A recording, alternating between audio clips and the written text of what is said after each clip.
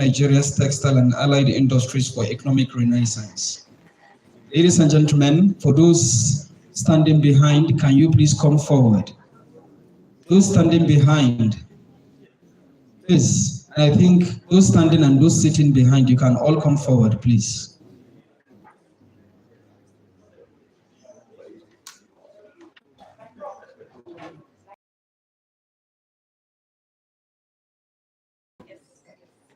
And ladies and gentlemen, at this point in time, may I recognize the presence of the Vice Chancellor of Ahmadu Bello University, Zaria, Professor Kabiru Bala, ably represented by the Deputy Vice Chancellor Administration, Professor Ahmadu Ibrahim. Please, a round of applause for the Vice Chancellor. Please, to the high table, sir. May I also recognize and invite to the high table the chairman of today's occasion, Professor A. Daladi. Please, a round of applause for Professor A. Daladi. The Deputy Vice Chancellor Academics, Bayero University, Kano, Professor Muhammad Sani Gumel.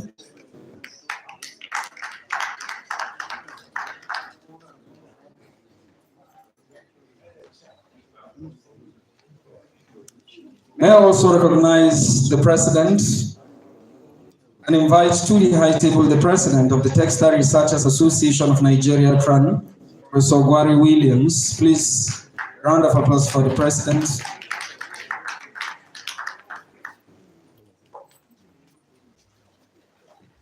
Professor U.S. Ishaku.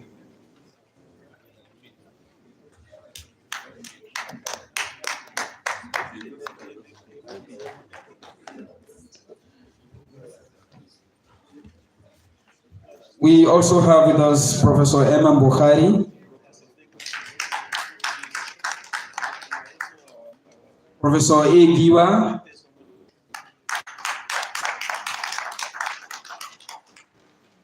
Dr. M.A. Baba,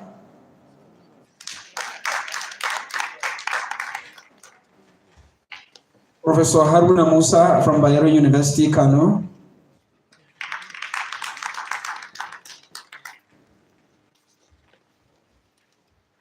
and then, of course, we have Professor Salihu Mewada.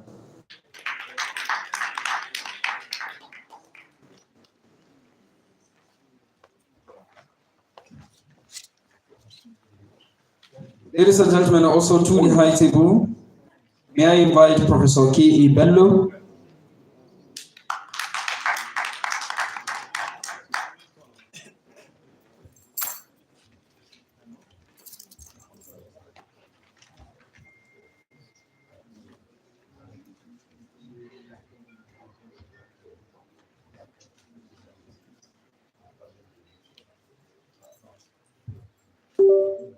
also to the high table, I invite Professor Abu Suleiman,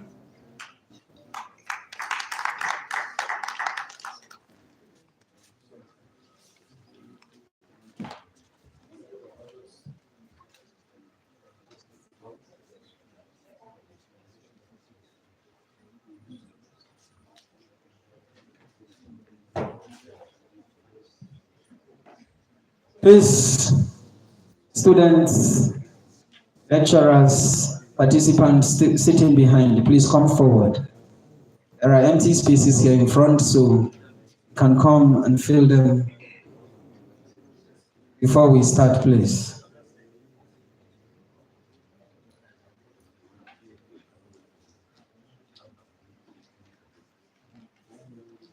Thank you very much. And quickly, once again, ladies and gentlemen, I welcome you to this event. And for participants from other universities across the country, you're welcome to Ahmadu Bello University, Zaria, the best public university in Nigeria based on the Times Higher Education Ranking 2025. And quickly, we move to the next item on the agenda, which is the national anthem. And may we all rise for the national anthem, please.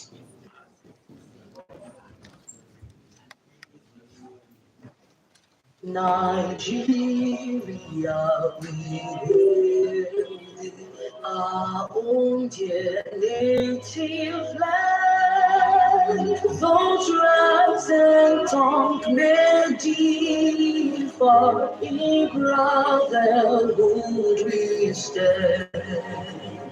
Nigerians all are proud to set our sovereign motherland. Our flag shall be a symbol that truth and justice reign. In peace, all bow to honor, and this we count as gain. To hang on to our children, our banner without stain. Oh God of all creation, grant these our one request. Help us to build a nation where no man is oppressed, and so with peace and plenty, Nigeria may be blessed. The ABU anthem. Now we proclaim, from hills and valleys we've come, to draw from the stream of knowledge. Our duty is to succeed in learning and service. Excellence is our goal. Ahmadu, Bello, University, yeah, our dreams we shall achieve. We give thanks to Almighty Allah, in Him we derive our strength.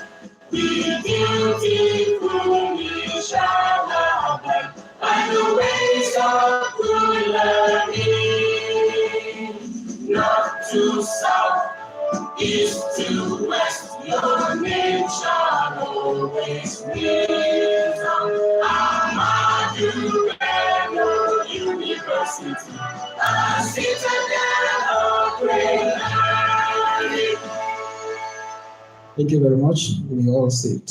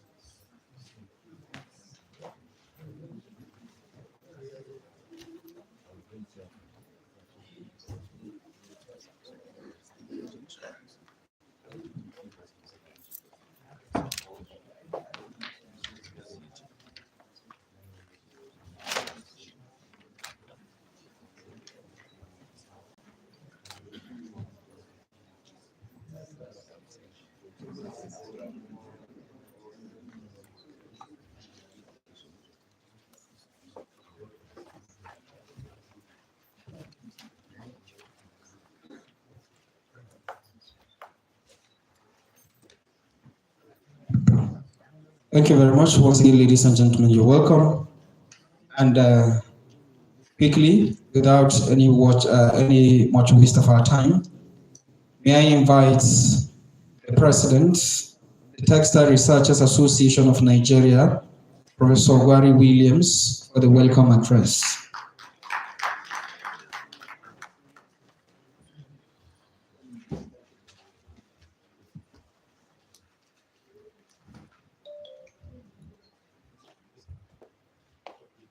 Before he comes, the Dean Faculty of Environmental Design is here ably represented by the Assistant Dean, Professor Stanley, Please, Professor Stanley, there is a seat reserved for you on the high table.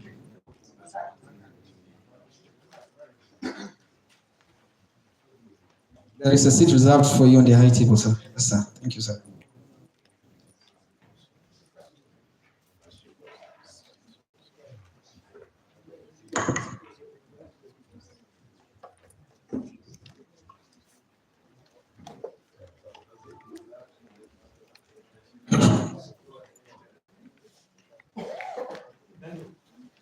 Your Excellency, the President, Commander-in-Chief of the Federal Republic of Nigeria, Senator Bola Ahmed Tinubu, Your Excellency, the Governor of Kaduna State, Senator Obasani,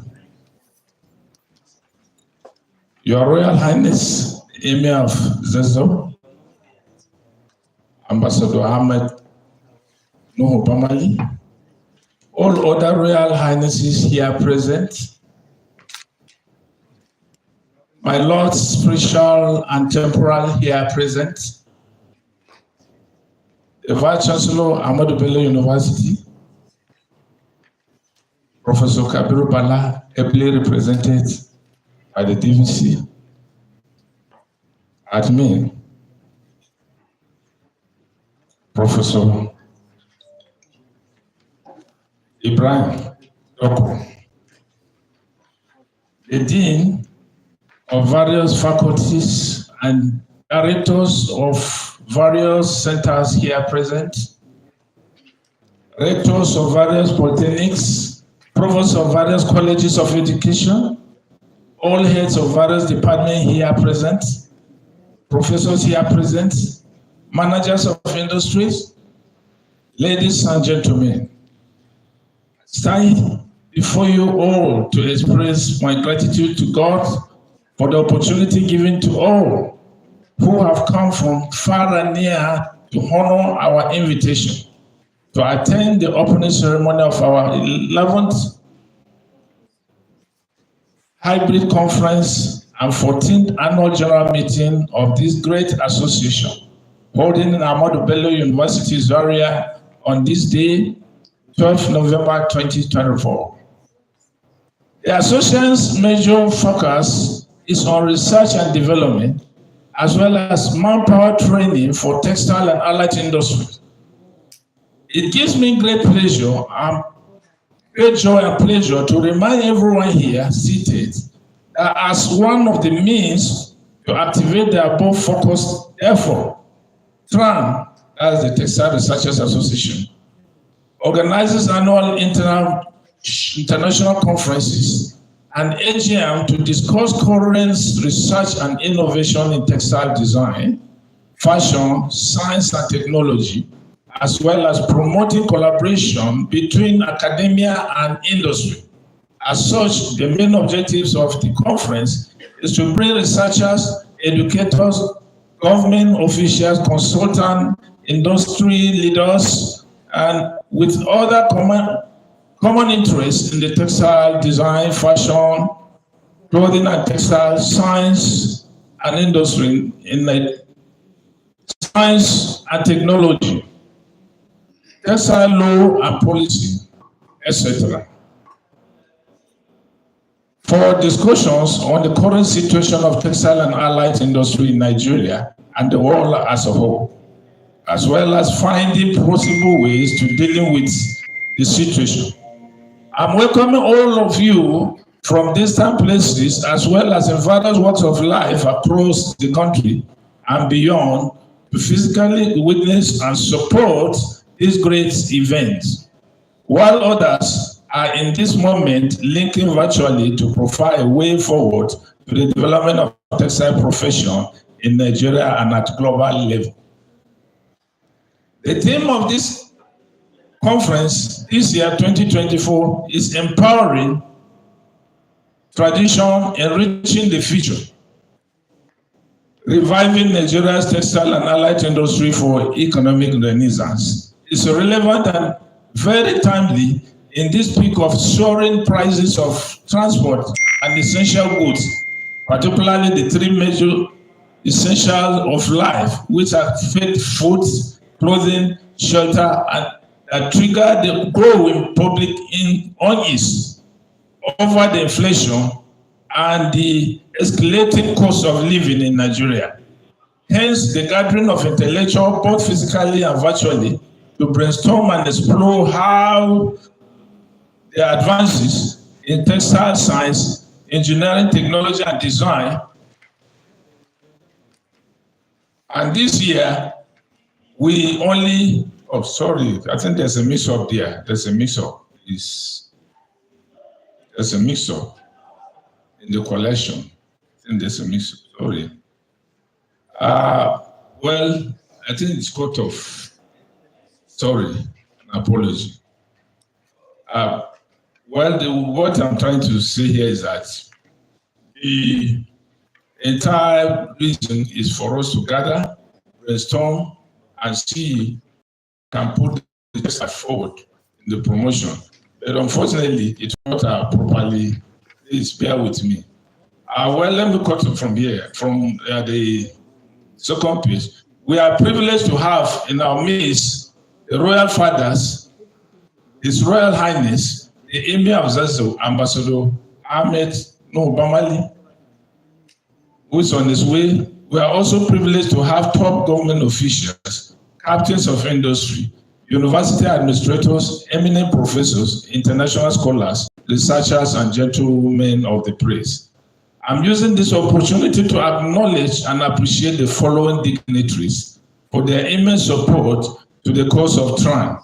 Professor H.D. Ibrahim, the immediate past director, and the CEO, Royal Materials Research and Development Council, Abuja, Professor M.K. Yakubu, the immediate past Director General, CEO, Nigerian Institute of Leather and Science Technology, Alhaji Abdullahi Tijani Muhammad Garzo, the immediate past Minister, Ministry of Housing and Urban Development, Chief Paul Amogu, the President Nakota, Barrister Mustafa Ali Ozuguma, the Permanent Secretary and Principal Private Secretary to the Governor, Borno State, Honorable Deborah P. Akanle, the current TRAN National Treasurer and PELSIC Commission, Professor S.C. Obolwe, Malam Mukhtar Isa,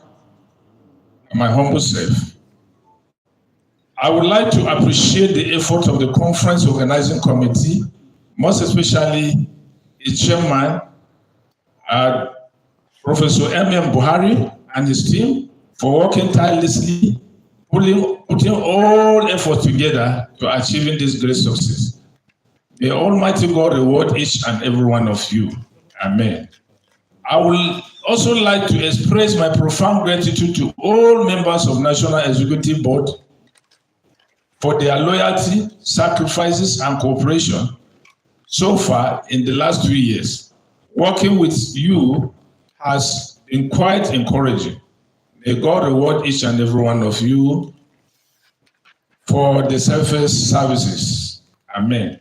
Finally, I'm wishing you all a fruitful conference deliberation, and I pray that divine peace and protection take over every activity from beginning to the end of this conference. And it is my earnest prayer too that at the end of it all, Almighty God will grant everyone joining mercies back to his respective home. Amen. On behalf of the National Executive, I humbly call the Vice Chancellor of Ahmadu Bello University, the Chief Host, to please declare the conference open. Thank you for listening. God bless you.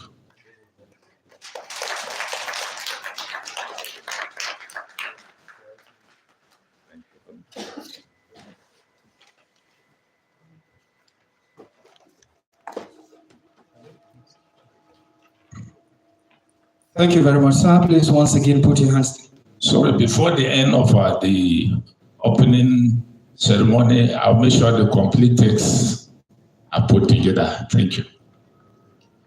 Thank you, sir. And the chairman, sir, if you look at the agenda based on what we have, the next item is supposed to be the keynote address, but the Vice Chancellor is here and the Vice Chancellor has other university engagement to attend to. So with your permission, sir, I will call on the Vice Chancellor's address. The Vice Chancellor, Professor Kabiru Bala, ably represented by the Deputy Vice Chancellor Administration, Professor Ahmadu Ibrahim. Please, once again, a round of applause for the Vice Chancellor while he comes to the podium. The chairman of this occasion, Professor Abdullahi Aladi, the President, Textile Researchers Association of Nigeria, Wari, other members of Council of the Textile Researchers Association of Nigeria, the Chairman of the Conference Organizing Committee, so Muhammad Buhari, our keynote speaker, lead paper presenters, our very senior colleagues that are present here, Siaku, Professor Bello, Professor Lawal, and all the other senior members of the Textile family. I'm also a grandchild of Textile. I'm sure the last nearly 40 years, I've been in and out of Textile department too, from my childhood to adulthood. So I also want to present myself as a member of the family, even though I'm standing in from the Vice Chancellor. The importance of textile cannot be overemphasized. I'm sure in Maslow's hierarchy of human needs, beyond food and water, I think the next most important need of a man is clothing, to maintain his dignity and to also protect him from the vagaries of weather. And so this is a very important sector of human endeavor and should be given the importance it deserves. I think as a people in Nigeria, we perhaps have neglected the sector because nearly 90% or more of what we wear as clothing in Nigeria are imported. I think this is completely unacceptable.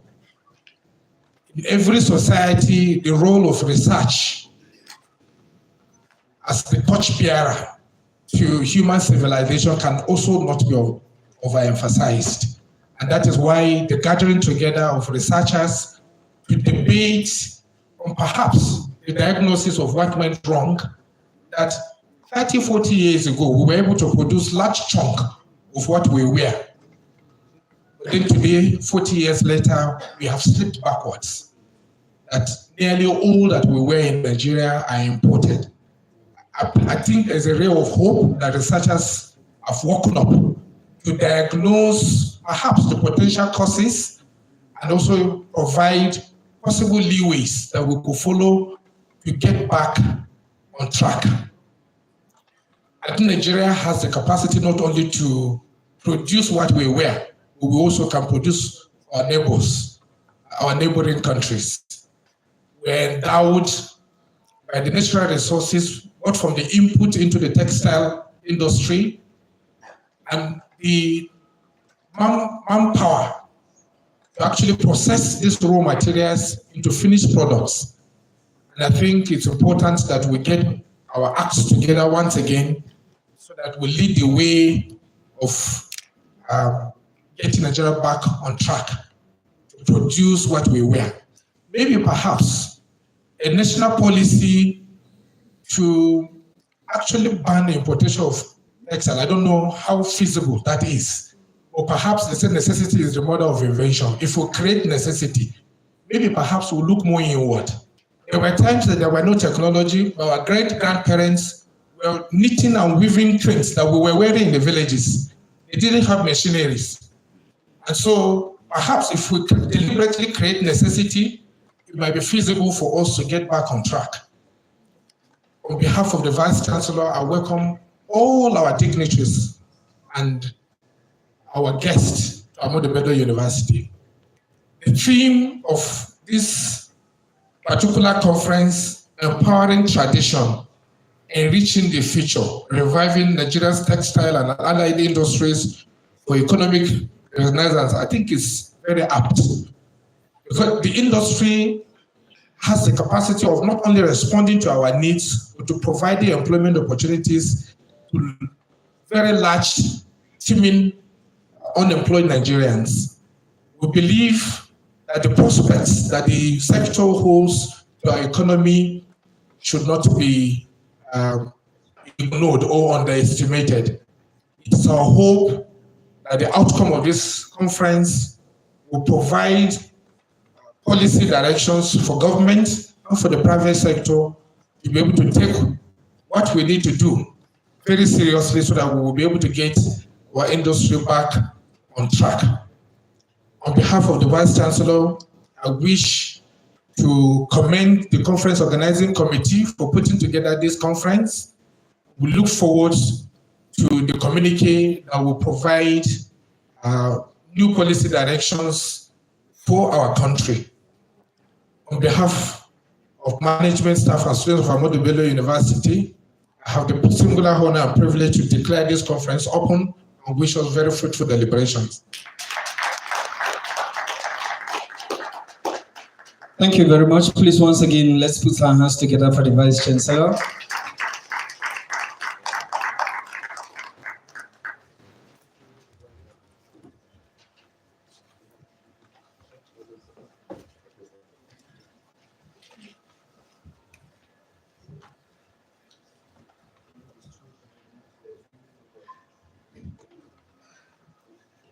And quickly, ladies and gentlemen, the Chairman, sir, with your permission, may I call on the next item on the agenda, which is the keynote address on innovative processing and marketing solutions in textiles and garment industries, represented by Professor H.D. Ibrahim, former Director General, Chief Executive Officer, Raw Materials Research and Development Council.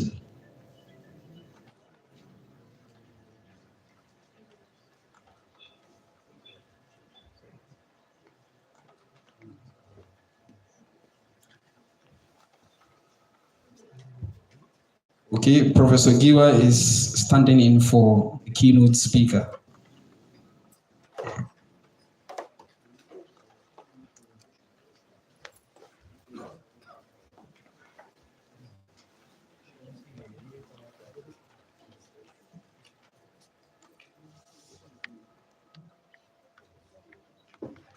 The chairman of the occasion. Microphone. The chairman of the occasion, Professor Abdullahi Dalladi, the Vice Chancellor of Ahmadu Bello University, Professor Kabiru Bala, ably represented by our own Professor Loko. Other distinguished ladies and gentlemen, I will not differ so much from the message that I have been asked to deliver. Keynote address on innovation, processing, and marketing solutions in textile and garment industry by Professor H.D. Ibrahim, the 11th International Conference of the Textile Researchers Association of Nigeria, TRAN, holding at ABU Business School, Zaria, today, 12 November 2024. His Excellency, the Executive Governor of Kaduna State, the Honorable Speaker, House of Representatives of the Federal Republic of Nigeria, His Royal Highness, the Emir of Zauzau, the DG/CEO of NILEST, and again, the Vice Chancellor, Ahmadu Bello University, Zaria, the President, Textile Researchers Association of Nigeria, members of the academic and research community, industry experts, gentlemen of the press, distinguished ladies and gentlemen. It is indeed an honor to stand before you today at the 11th International Conference of the Textile Researchers Association of Nigeria, at TRAN 2024. This gathering is a testament to the importance we all place on the textile and garment industry, a sector that not only weaves fabric, but also shapes economies, livelihood, and cultures. I extend my heartfelt gratitude to the organizers for inviting me here to deliver this keynote address on such a critical theme: innovative processing and marketing solutions in textile and garment industries. This conference is taking place at a pivotal time in our nation's industrial landscape. Nigeria's textile industry, once a dominant force in West Africa, has faced challenges over the decades. Yet, we are here because we believe in the immense potential of this sector to rise again, stronger, more competitive, and fully integrated with the global markets. The textile and garment industry is one of the key drivers for industrialization. It provides employment, creates value chains, and offers the ability to improve trade balance. Dr. Comfort Madalabi, please stand up. Please stand up. Dogara Ali Ibrahim, Waziri Zeki Zawzaw, please stand up. Can you see their attires? It went through different processes. Isn't it beautiful? Thank you very much. Sit down. For these reasons, innovation in processing and marketing is vital to ensure that Nigeria can seize new opportunities, harness raw materials, and position itself as a global textile and garment lab. The Nigerian economy, like every other economy, is composed of enterprises and businesses that make up the various industries. The economy thrives if these industries are able to adapt to the changing times and supply the needs of the consumers or the markets. Manufacturers keep themselves abreast with market trends and demands while constantly endeavoring to produce more without sacrificing on quality. This calls for the enterprise to be either innovators or takers of innovations from scientific solutions. Competitions from substitute products has also made industries come up with much better solutions than their competitors. Innovation is the heart of economic development, and the capacity to innovate or take up innovations is as important strategic option for every firm and industry. Number one, global textile market size and trends. The global textile market size is valued at about 1,837 billion in 2023, and is anticipated to grow at a compound annual growth rate of 7.4% in revenue from 2024 this year up to 2030. The ever-increasing apparel demand for the fashion industry and the meteoric growth of e-commerce platforms are expected to drive market growth over the forecast period. Marketing innovation is aimed to achieve competitive position. Thus, the rapidly growing consumer preference towards sustainable products is forcing major textile companies to focus on restructuring their business and investing in manufacturing practices that target sustainable products. For instance, Eastman's usage of discarded carpets in new materials is expected to open several major industry avenues. Additionally, there has been an increasing trend in the use of smart textile in the market that use optical fibers, metals, and various conductive polymers to interact with the environment. This is expected to propel innovation and growth of the technical application segment in the textile markets. Number 2, Nigerian textile, garments and apparel market size. Figures from Statista, the Central Bank of Nigeria, and the National Bureau of Statistics shows that the revenue in Nigeria's apparel market is projected to reach $9.23 billion in 2024. This market is expected to grow annually at a rate of 9.64% from 2024 to 2028. Among the various segments, women's apparel is forecasted to generate the highest revenue. Men give them this money so that this will become true. Women love fashions more than men. Yes or no? Thank you very much. Keep it up.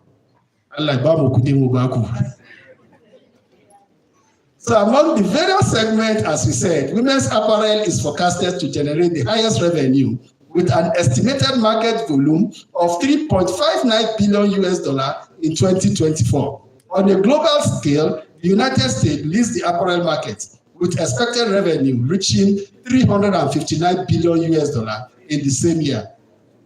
In Nigeria, considering the population size, per person revenue is projected to be what?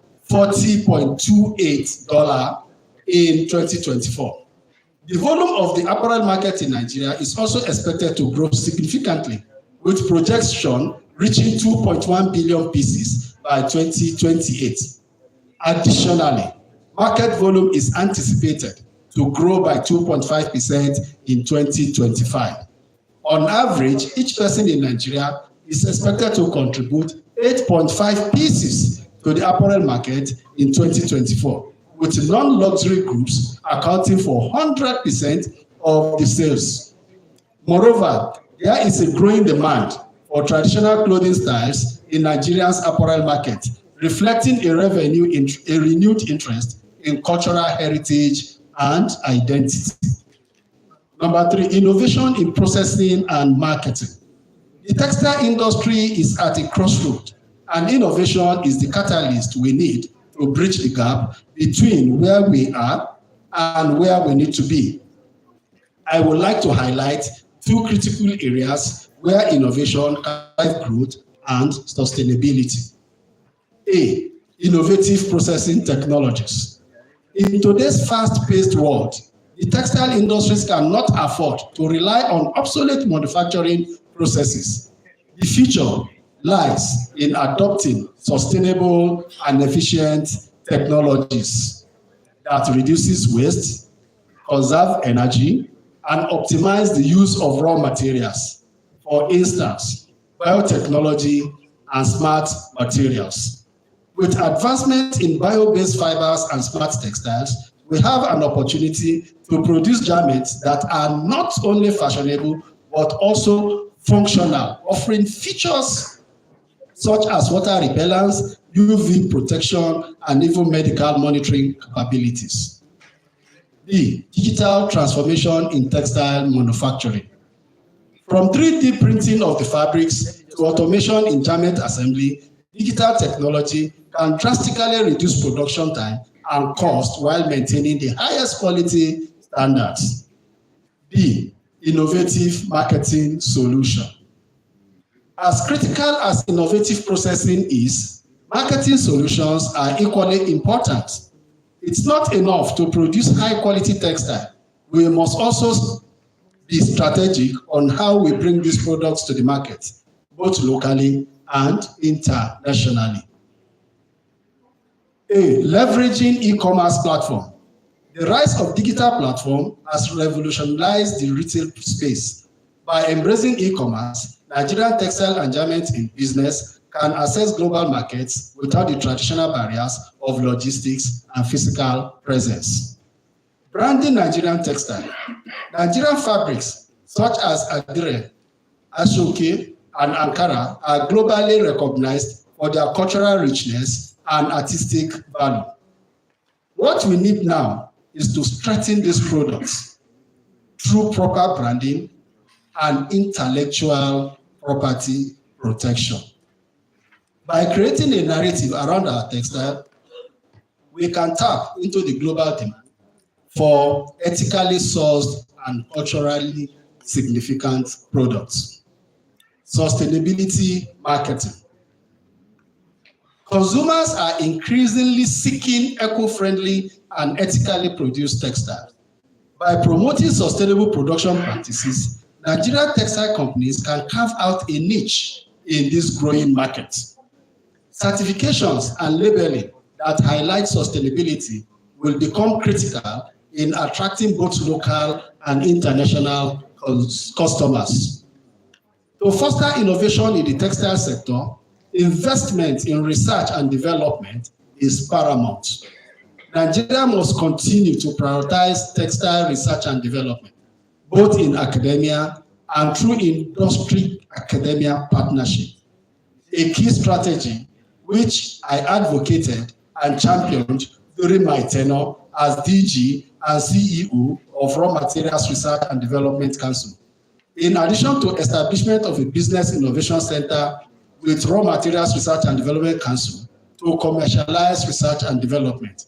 This remains crucial for the sustainable development of our national raw material sector in the cotton, textile, garment sector.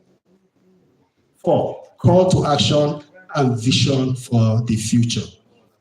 Legislative bills on the establishment of Cotton, Textile and Garment Development Council. The legislative bill on the establishment of the Cotton, Textile and Garment Development Council is currently in progress in both chambers of the National Assembly. This bill represents a critical initiative to revitalize and regulate Nigerian textile, apparel and garment industry. Backed by key stakeholders such as the Nigerian Textile Manufacturers Association and the National Cotton Association of Nigeria, the bill seeks to tackle pressing challenges, including skill shortages, outdated policies, and increasing competition from imports, particularly from China and India. The Council bill, when passed into law, will introduce regulations that will encourage the creation of clusters and processing zones, centralizing essential infrastructure to reduce costs and improve operational efficiency. These zones will foster innovation, equipping manufacturers to adopt advanced technologies and enhance production processes. Additionally, the bill also focuses on human capital development through technical education and vocational training that will ensure that skilled workforce capable of driving forward new processing and marketing solutions. By addressing these challenges, the Council will position Nigeria's sector for sustained growth, enhancing its global competitiveness. In light of the importance of this bill, I would like to make a passionate appeal to the Right Honorable Speaker, Federal House of Representatives, Dr. Tajuddin Abbas, to accelerate passage of this bill as it is crucial for the future of Nigerian textile and garment industry. We kindly urge you to prioritize and fast-track the legislative process, ensuring that the bill moves through the necessary stages without delay. The industry is at critical juncture, and your support in expediting this bill will unlock the enormous potential within the sector, securing economic growth and job creation for our nation. Finally, I remain confident that Nigerian textile and garment industry can regain glory. Through innovation in both processing and marketing, we have the tools to transform challenges into opportunities and to make Nigerian textile a symbol of quality, creativity, and sustainability on the global stage. Let us all play our part in weaving this success story, thread by thread. Thank you for your attention, and I look forward to the impactful discussion that will follow in this conference. Thank you very much. Please, if there is any error, the error is mine as a student of the DG. Thank you very much. Thank you very much, sir. Please, ladies and gentlemen, once again, a round of applause for our keynote speaker. Our keynote speaker, Professor H.D. Ibrahim, former DG, CEO, Raw Materials Research and Development Council, ably represented by Professor E. Giwa. And I think based on what he has presented, the paper is apt, precise and concise, and then captured all that needs to be captured, only that probably when we come to the level of discussions, maybe certain concerns will be raised based on that. The chairman, sir, I've been reliably informed that the first lead paper presenter, Royal Highness Olori Aderonke Ademiloyi Ogunwusi, the wife of the Oni of Ife in Osun State, is not ready yet. So the chairman, sir, if you permit, we'll take the second lead paper presenter. And the second lead paper presenter is Professor Muhammad Sani Gumel, Deputy Vice Chancellor Academics, Bayero University, Kano. Sir, you're welcome to Ahmadu Bello University, Zaria. And I have the singular honor and privilege to welcome you to the podium for your presentation.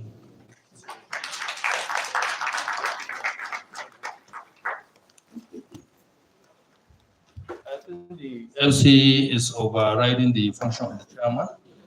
And please permit me to interject because Professor Gumel used to be introduced, though it's loud and clear to each and every one of us. He has been part of the textile family in ABU Zaria right from inception, where he joined the university, I think in 1983. So for over 40 years, he has been here. And having graduated from the Department of Textile Science and Technology, he went to BUK, and then he has even risen to the rank of the Deputy Vice Chancellor Academics. He has been an examiner to many of our postgraduate students, has been an internal examiner to the department. In fact, he is part of the textile family in Nigeria. Sir, it is my singular pleasure to invite you to come and present your lead paper for this gracious occasion. Thank you.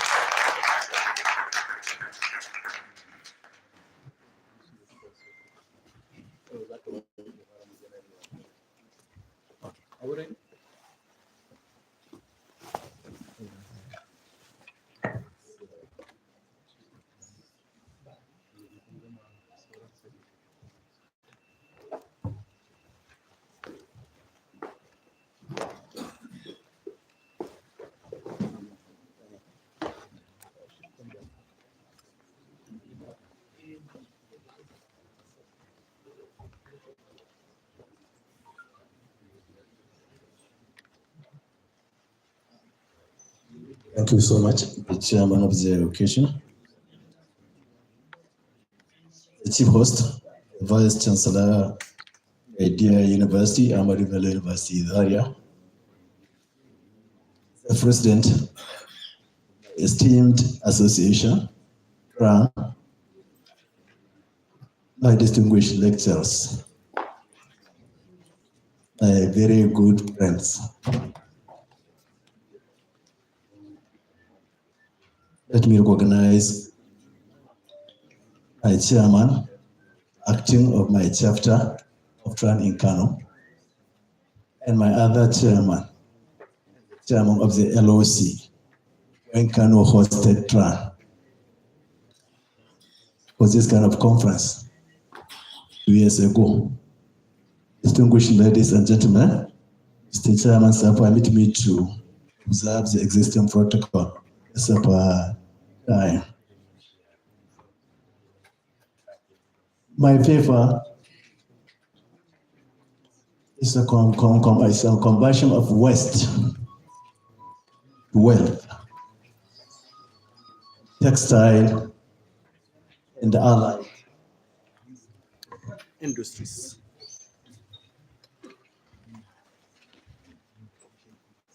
This particular area of discussion, distinguished ladies and gentlemen, very much line theme of the conference. And with your permission, Mr. Chairman, sir, try time factor to ensure that actually the paper speaks for itself.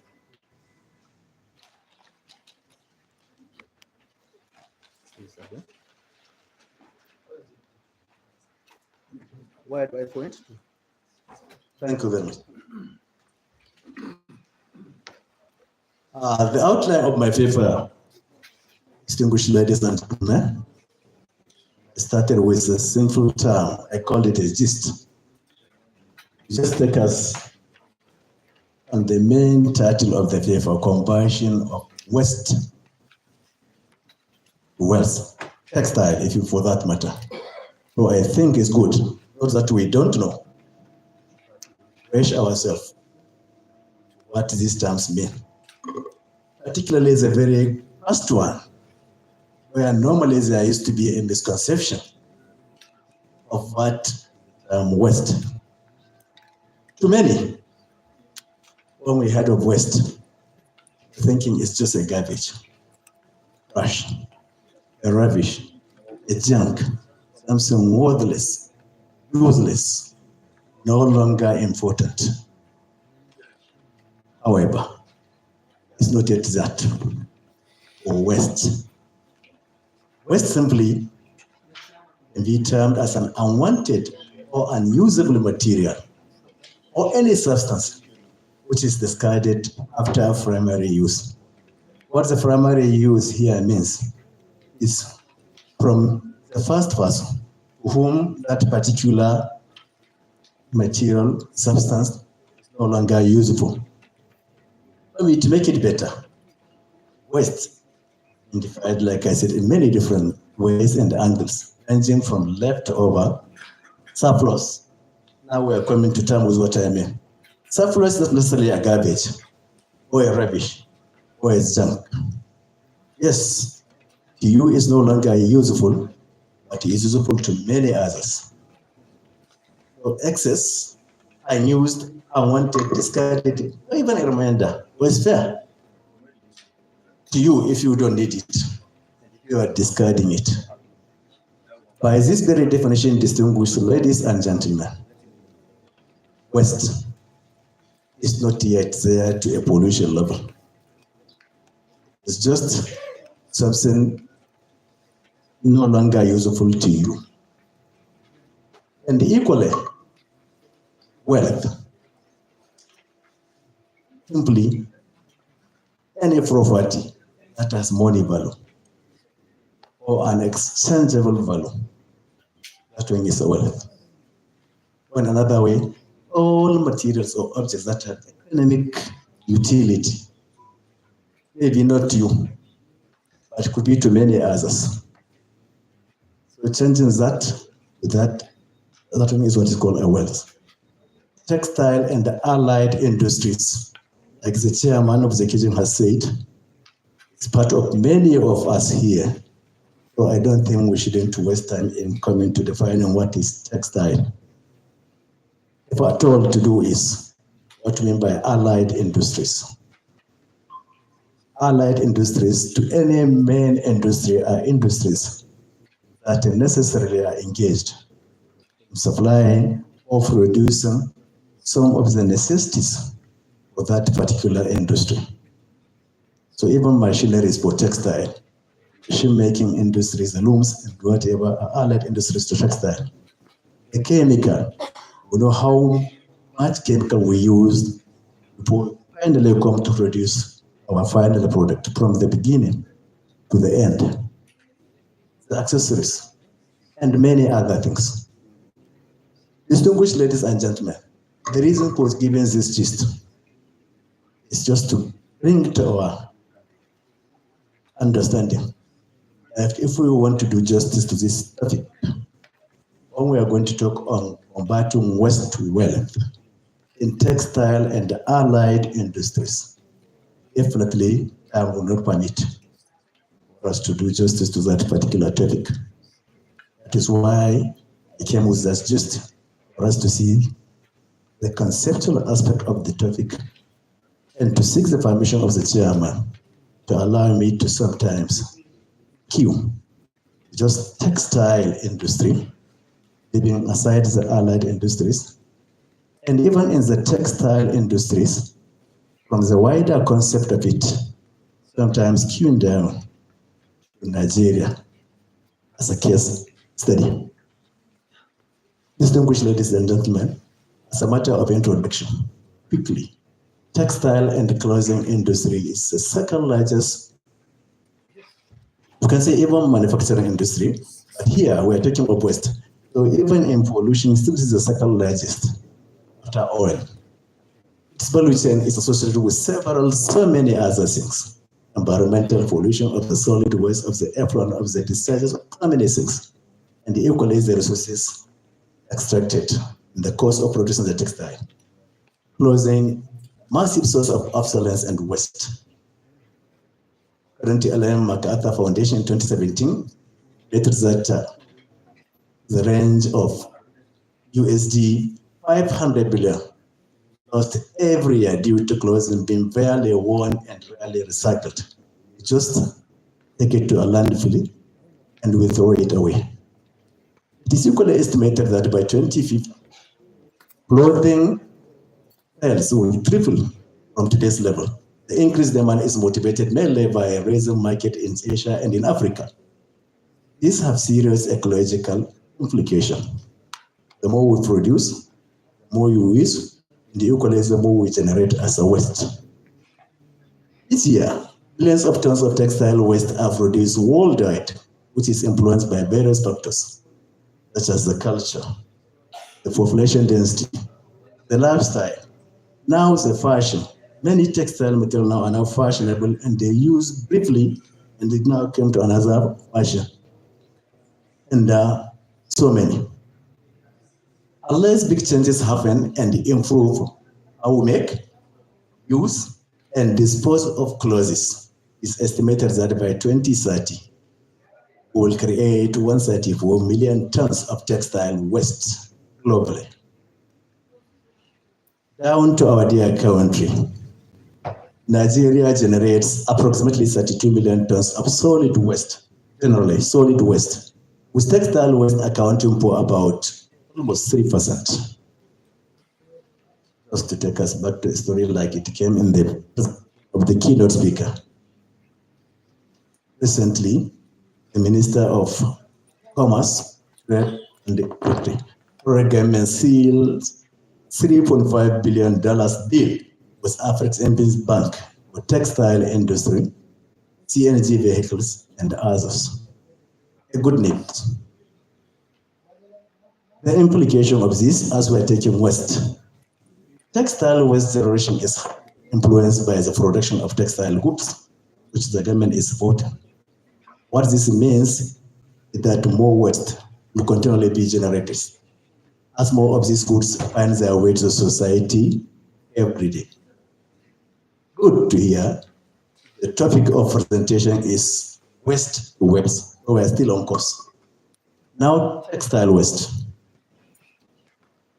Textile waste can be generally defined as any undesirable or discarded piece of fabric, clothes, any material we know textile is. So it is actually into three categories.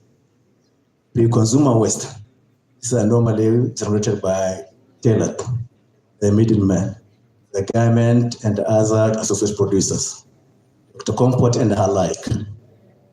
So this is part of how waste is generated. In the course of the production, the cut-offs, many other things, the fallout.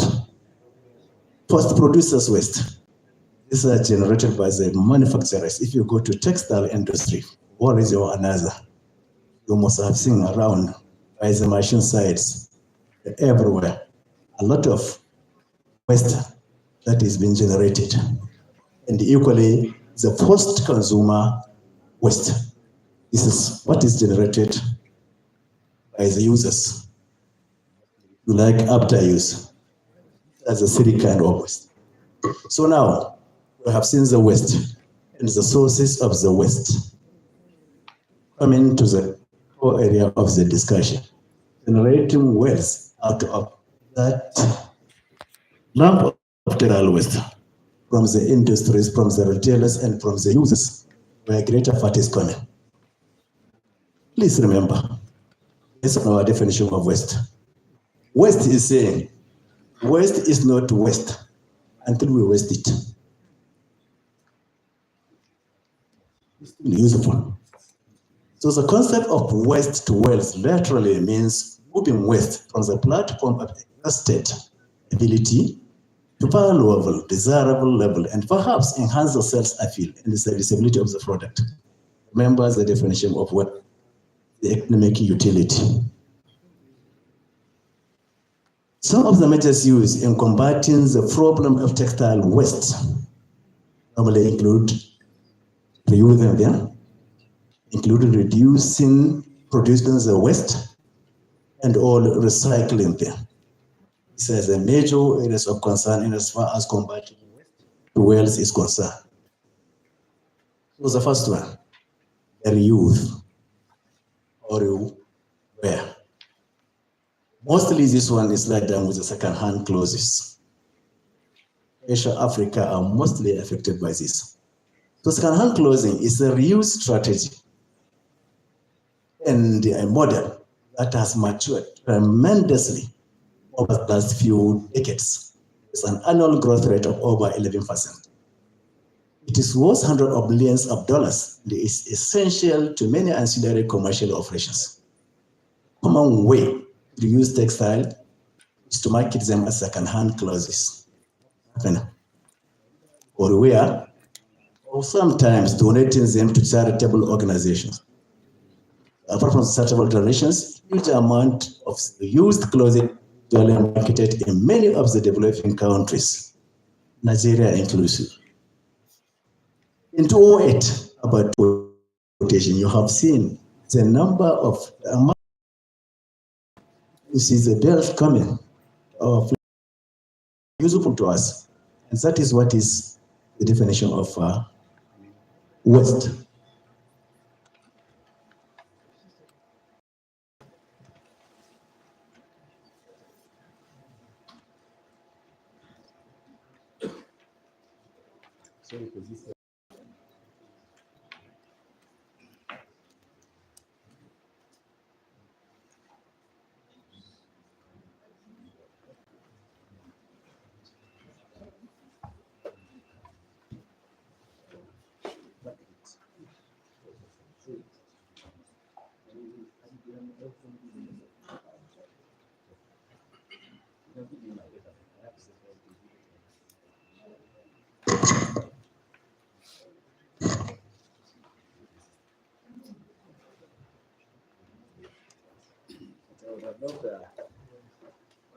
Actually, I would have loved it showing, because most of the talk projecting in form of pictures of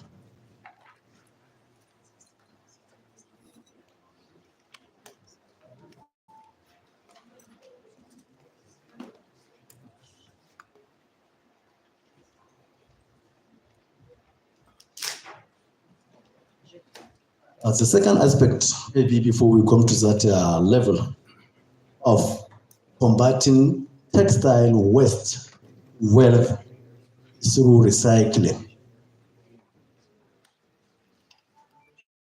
The potential of textile recycling is intensifying across Africa in particular. As an example, in Kenya, facilities, products created mainly from virgin polymers and natural fibers are replaced by recycled materials derived from fibrous waste materials. Some fabrics, such as t-shirts, are redesigned into polishing and cleaning materials. Just repurposing them. While others, such as high-quality textiles, are repurposed into second-hand clothing. Fibers obtained from used textiles and carpets are processed into several textile products, the most common of which are nonwovens, mats, soil reinforcement for enhancing soil strength and stability, concrete reinforcements to improve its shrinkage and toughness. This recycling process of textile waste is normally carried out 3 different ways. I still know that.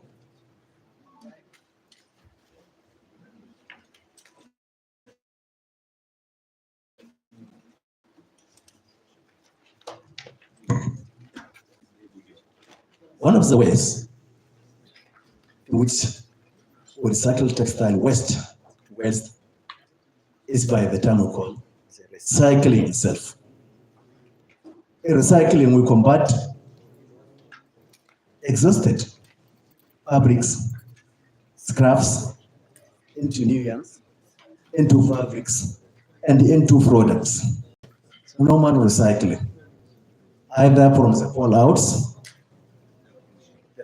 yarns, the threads, the fabrics, them, dissolving them into solution, in them, or the textile fibers, passing them through the spinning process, adding the spinning, they're all what you have, up to a level whereby you come and recover another textile material. This is a recycling process. It's a very potential industry now for converting textile waste to wealth. The second aspect of recycling is what we call upcycling. Upcycling from lower to higher level. Upcycling means transforming old clothes into high value products. There is home decor. So in upcycling, recycling is just converting the used textile materials that existed, the waste, back to a very useful material. In upcycling, we are transforming this waste into some other things. You can see, with a waste textile material, we can produce a lot of bags, most of those tote bags. Stitching, rotating, or many other ways. Even some attractive. I am happy with the theme of the topic. The conference. It is all about empowering tradition and then enriching the future. So by the use of textile waste, we can even empower our. That's how it sometimes used to be before the technology and before the development. We can produce necklaces, jewelries. We can produce chair from used threads, yarns, and other things, and very fashionable, very attractive. And equally, this one is producing hand mask. Yes. So maybe some damages, other textile material produced that cannot be used as a complete material, to reconvert them into some other things. This is what is upcycling. The other way of recycling textile waste is by downcycling. This one is all about converting waste fabrics into lower grade products, like rugs, like cleaning materials, and for insulation. If you can see that one, from textile waste, a mat produced. From textile waste, that one are jeans. You can see a pillow cover is produced from a bigger textile waste, through patching and stitching, a very beautiful, t-shirt, and a short nika is produced. And one good example, this is a trouser, maybe a jeans. Sometimes when it is down too bad, from a full trouser, you can use it, get your scissors, cut it into a 3/4. You are downscaling it, but it is still useful. That has some value, doesn't just throwing it away. So this is recycling. The other way of now, the new technology, combating textile waste to wealth, is in energy recovery. That studies have shown that we can use a lot of textile materials, the natural in particular, the cellulosic. By treating them, you can convert them into some renewable sources of energy, the biofuels. So that one is another way of combating textile waste to now wealth, which is what is now common technology and order of the day. So these are the three ways of recycling textile waste. Okay, sorry. Next. Now, like I said, definitely it makes the paper very catchy, and within time we have to be narrowing down. When it comes to textile waste, instrument for wealth creation in Nigeria, trying to just coming down to all aspects of it, combating textile waste towards in Nigeria. This, as you like it requires innovative solutions, it requires strategy, it requires partnership, and it requires government support. Let me comment to that. So one of the value chains that involve many, like I gave example of one of the markets for using second-hand clothes is when textile waste are collected from the foils, the dustbins, and wherever we throw them away, you need to come and collection now, if you know their importance, that they can be converted from waste to wealth. You would now see people like it started going door to door, going to places, picking, collecting, like we do with other waste, plastic, others if you like. So it's one engagement that people will be in. When they do the collections, they can go and sell to the next level. And by that, they have achieved in combating that waste. Yeah. And equally the sorting, based on quality, based on color, based on many other things. Now the processing, if you want to recycle it, like we have just seen the previous clean, shredding, cleaning, carding, up to producing a new fabric or a new gown, new garment.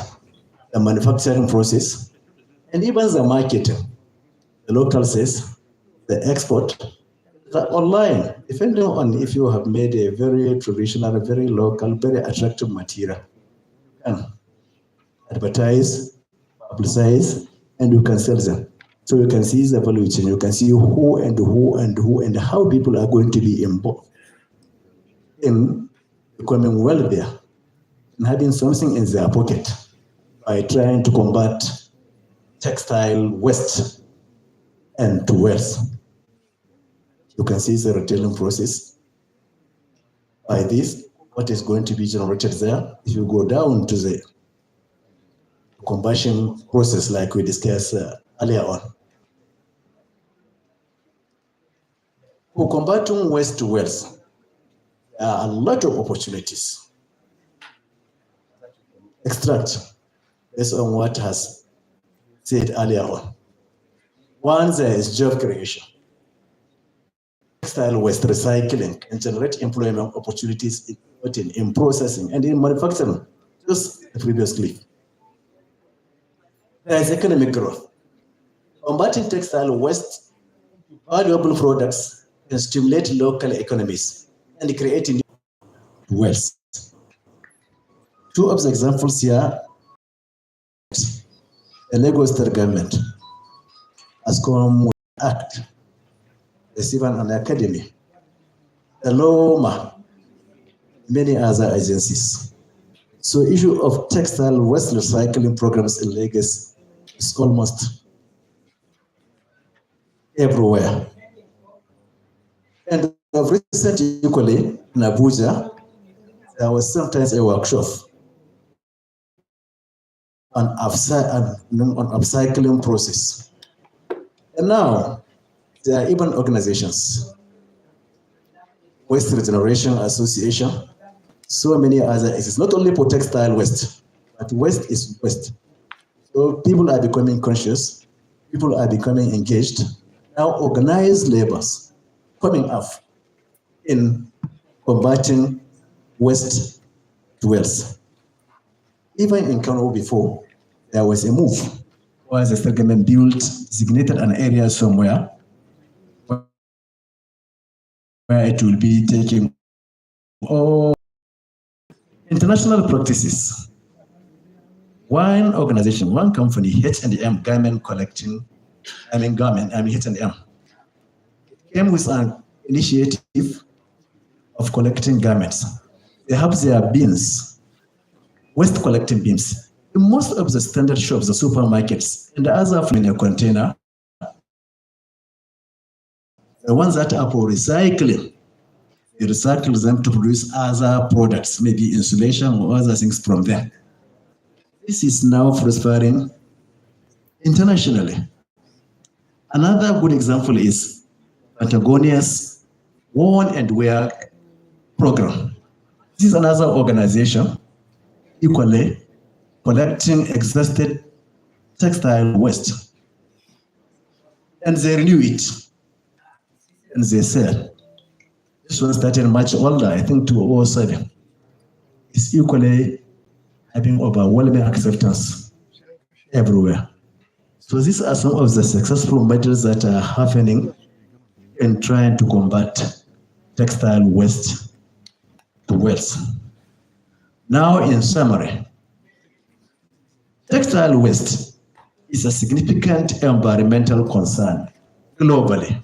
It is the second largest polluting organ in the world, and equally in Nigeria, generating substantial amount of textile waste annually. Another point of summary, the textile industry is a major contributor to global economy. This is without doubt. But it also generates a significant amount of waste. It generates a lot of materials, and in the end is another generator of huge waste, including fabric scraps, yarns, and finished products. 3. Effective textile waste management and recycling are crucial for reducing the environmental impacts of the textile industry and promoting sustainable development. 4.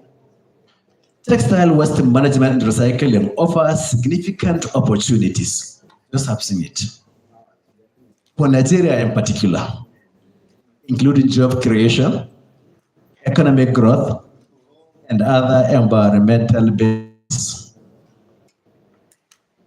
Finally, as a summary, innovative methods using braiding, weaving, patchwork, crocheting, stitching, and all their combinations are explored using some of this textile waste to produce not only reusable textile material, but artistic pieces in form of tapestry, mobiles, rugs, hangings, among so many. How I wish it is projected, you can see how textile waste is being converted into wealth. Many other reprocessed products. Varieties, all these ones are produced from textile waste, and now they are wealth and the source of happiness and discussions existing to many. Referring to that one, I'm saying thanks to nature and chemistry.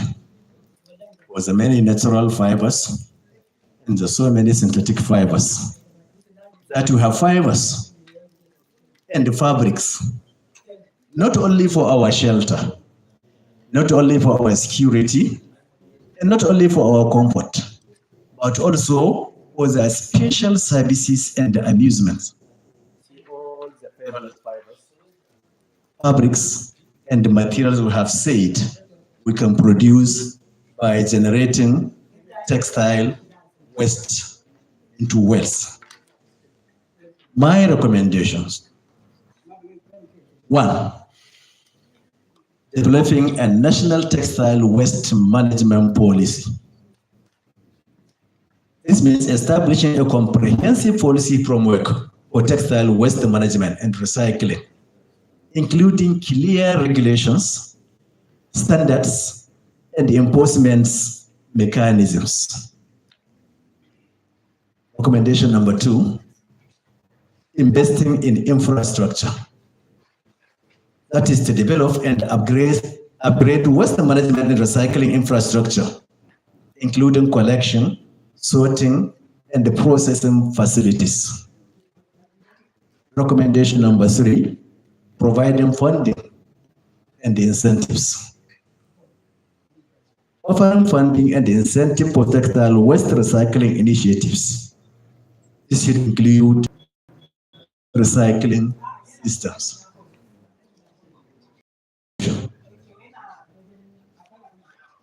Limited textile waste recycling facilities exist, particularly in Nigeria, with most facilities at small scale and with limited capacity. This is a true fact. The Nigerian government has introduced policies and initiatives to promote waste management and recycling, including the National Environmental Waste Management Regulation 2010. And even the Lagos State Waste Management Authorities allow more recycling initiatives. Converting textile waste to wealth is viable, it's sustainable, and is profitable. Nigeria's potential in combating waste to wealth, because we have waste, so that collective effort are required by the government, by the private sector, and even by the individuals in combating textile waste wealth.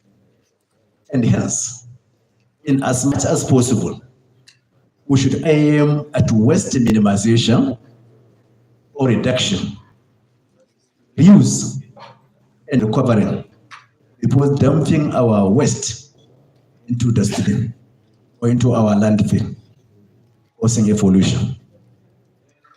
We should remember that our saying that textile waste is not waste until we waste it. And finally, what this paper is saying, combating textile waste to wealth is just unlocking wealth from textile waste. We have seen it in the papers. There are some bibliographies, some papers for, and my very humble self is looking at you saying, thank you. Thank you again. Thank you so much.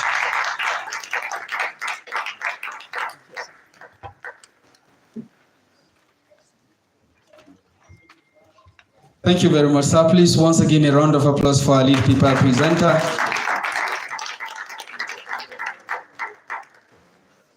And quickly, before the chairman responds on that, may I recognize the presence of the Assistant Director, Institute for Agricultural Research, Ahmadu Bello University, Zaria, Professor David Adepe Idoko.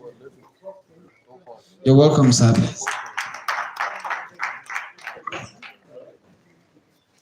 Thank you, President, Mr. Professor Gumel for the beautiful presentation. Even though we have had interruption in the projection of what being a seasoned teacher, he knows what it means to have a graphical presentation of your ideas. I'm sure we would have enjoyed the most if we had not had this kind of failures. However, what he said is very loud and clear and it's well communicated. And since I understand that the princess or is Ranke Ademi, Professor Garo William to come and give a little citation about her and perhaps introduce her to speak on her topic, after which presentation we will now take a general discussion on the two papers that have been presented. Any observation, comment that can add value to what has been said will be appreciated. President Professor Gwari.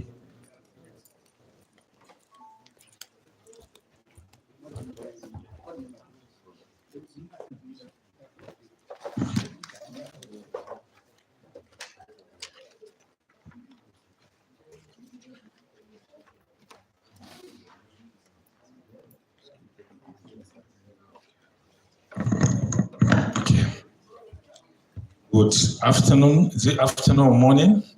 Ladies and gentlemen, afternoon. Here just to give a brief series of who Olori. Olori, we know, is a promoter of African textiles. He has a lot of connections, even abroad, promotes African textiles. I happen to know her in our last conference last year at 11. And she's also a recipient of a fellow of Textile Researchers Association. She has gone worldwide promoting African textiles. And this morning or afternoon, she's presenting a paper entitled Skill Development and Empowerment in Textile. Like I said, from even her presentation, you know how versatile, how successful the area of promoting textiles. Better to hear from her as I present Her Royal Highness to all of us for her presentation. Your Royal Highness, you are welcome.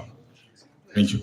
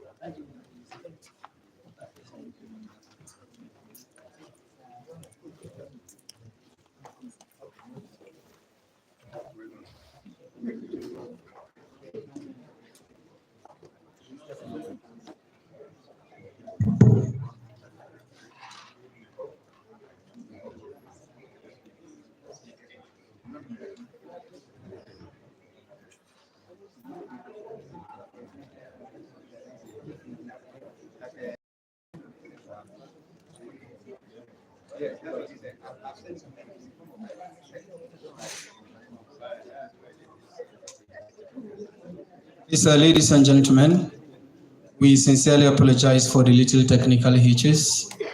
The second lead paper presenter has already sent in her paper, but due to some network issues,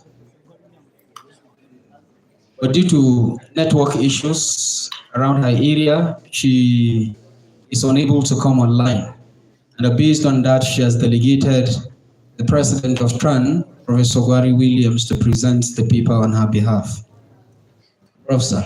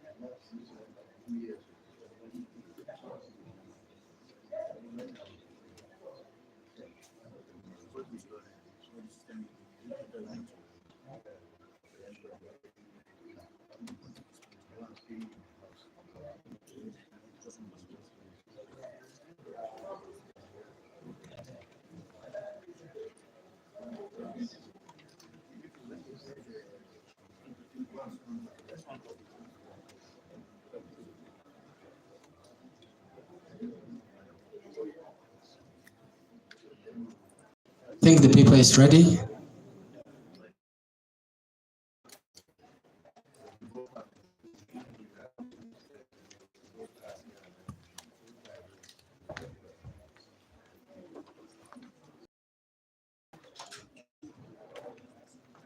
Okay. Once again, all protocol duly observed. Here, present half of Her Royal Highness, a paper entitled Skill Development and Empowerment in Textiles, Unlocking Africa's Potential. Women and Youth Economic Empowerment, a call to action. Like I said earlier on, that Olori is a promoter of African textiles. Is such a title. And said the time, she said the time is now. The introduction said the continent is facing a critical challenge of unemployment with a projected youth population of 850 million. Projection of 2050. Creating jobs and economic opportunity is therefore imperative.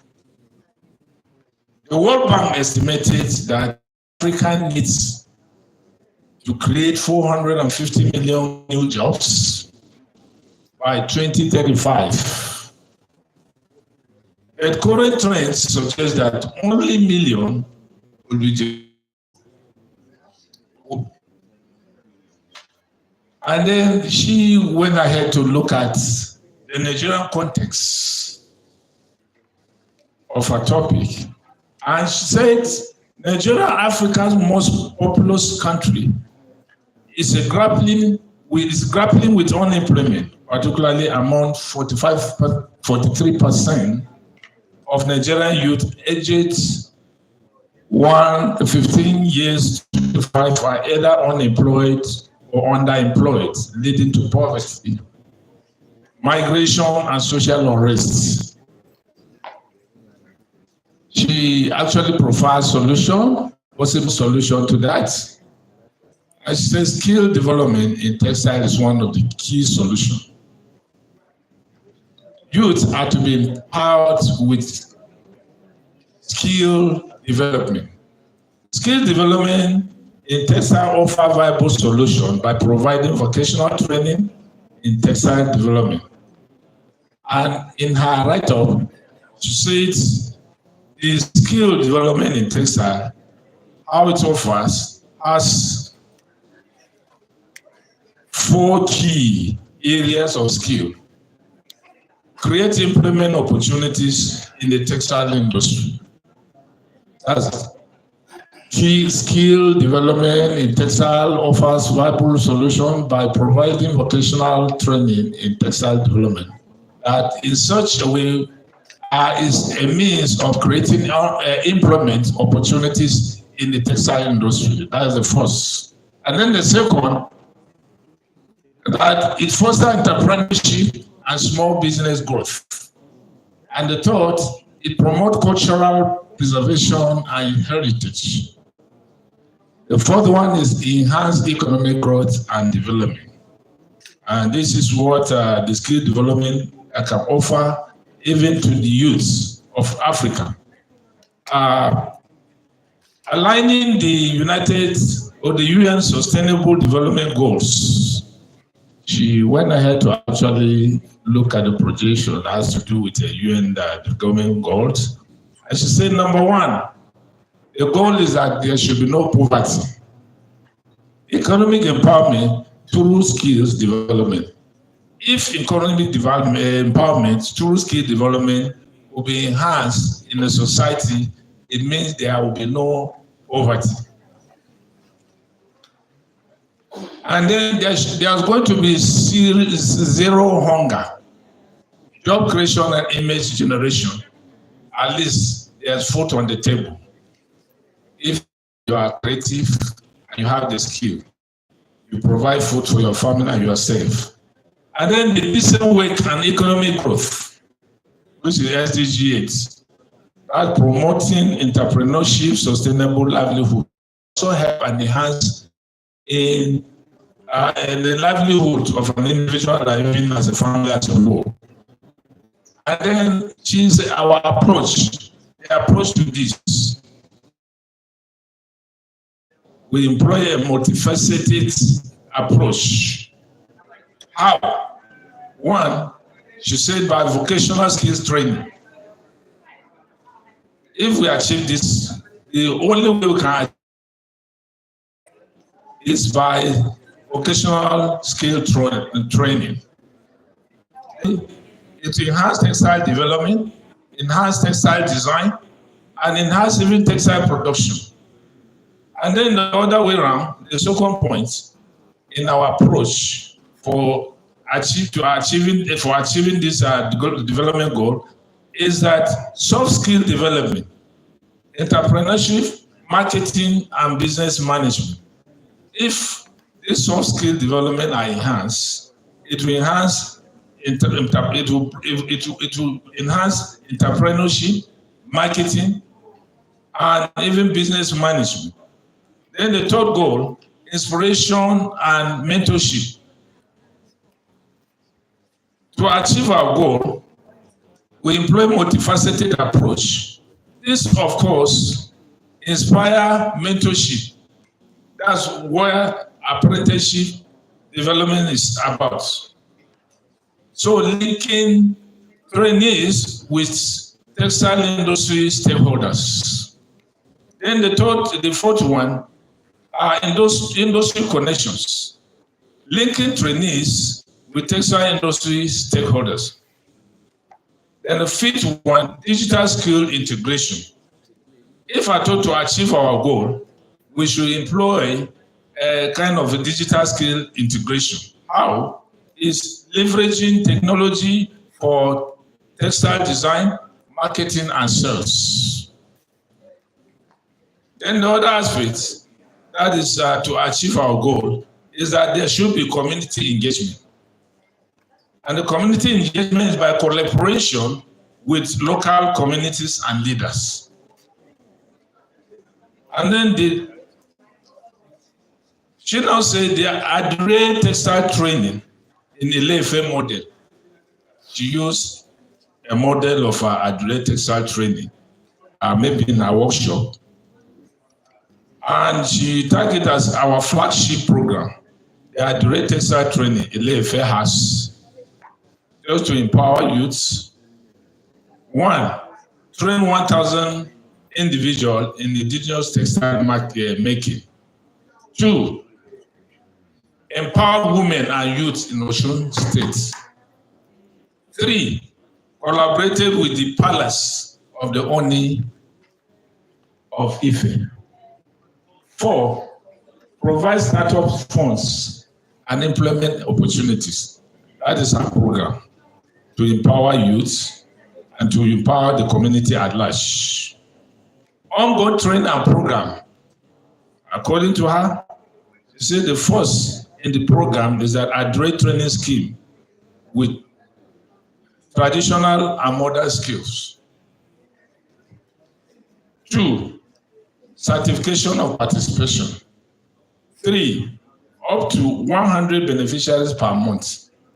I should believe that this is her target for the goal which she's trying to achieve. Like I said in my citation, that she's a promoter of African textile, and she tried to empower youth and women, even in her locality. And then graphic design, content creation, video editing, and packaging training are part of the package in her workshop that she trains. And then we have bookkeeping, storekeeping, customer relation training. These are the skills that she actually empower youth, even in her domain. Impact and future directions. That's another initiative. The initiative. The initiative is that to train 1 million women and youth in Adre making. That's first target. The second target, create 10,000 jobs in the textile industry. 3, generate $10 million in revenue for beneficiaries. 4, expand to other African countries. Then she's advocating that we should join that movement. So I want to believe and envisage that she has a series of programs in the way to promote textiles. And part of these programs is to empower youth and to empower even women, most especially the women folk. So together we can unlock Africa's potential through skill development and empowerment in textile. Join us in this critical mission. I want to believe this is a practical example she's demonstrating, even in her domain, to promote youth, promote women, acquire skill, and then to actually enhance and enable them to sustain their livelihood. That is just about the paper. Thank you very much.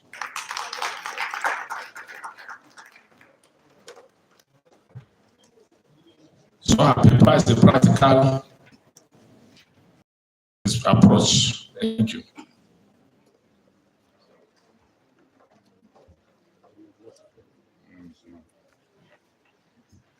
Thank you, Prof, for the presentation.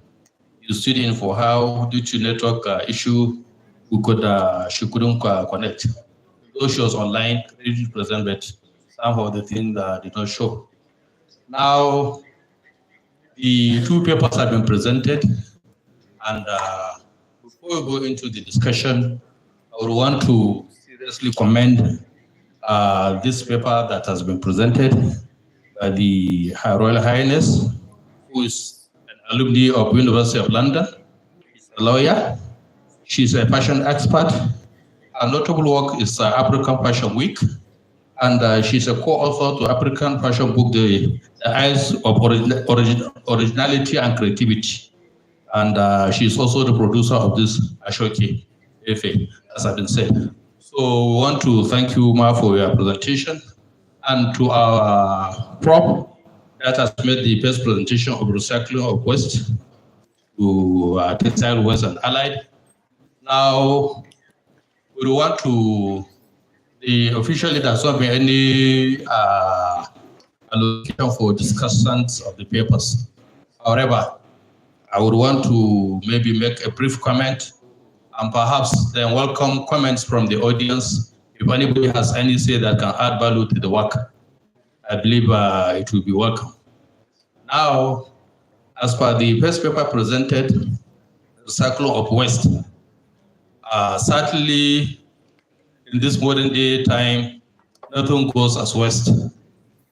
These days, or rather in the very near future, somebody will come to your toilet and start buying your excreta because it is being converted to wealth. So the issue is that how do you tap our resources?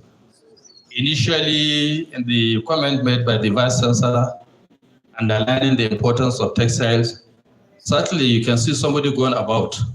He might not have eaten. He has no house to sleep, and he will still appear normal. But if somebody, you see him without any textile on him, will he still be normal to you? So certainly that underlines the importance of textiles. Therefore, textile is there with us in all our day-to-day activities. And as we use them, they come to pass. And then the issue is how do you recycle them? The paper has greatly delved into the essence of recycling, the art of recycling, has even made some serious recommendations, which I believe will be part of the communique of the conference.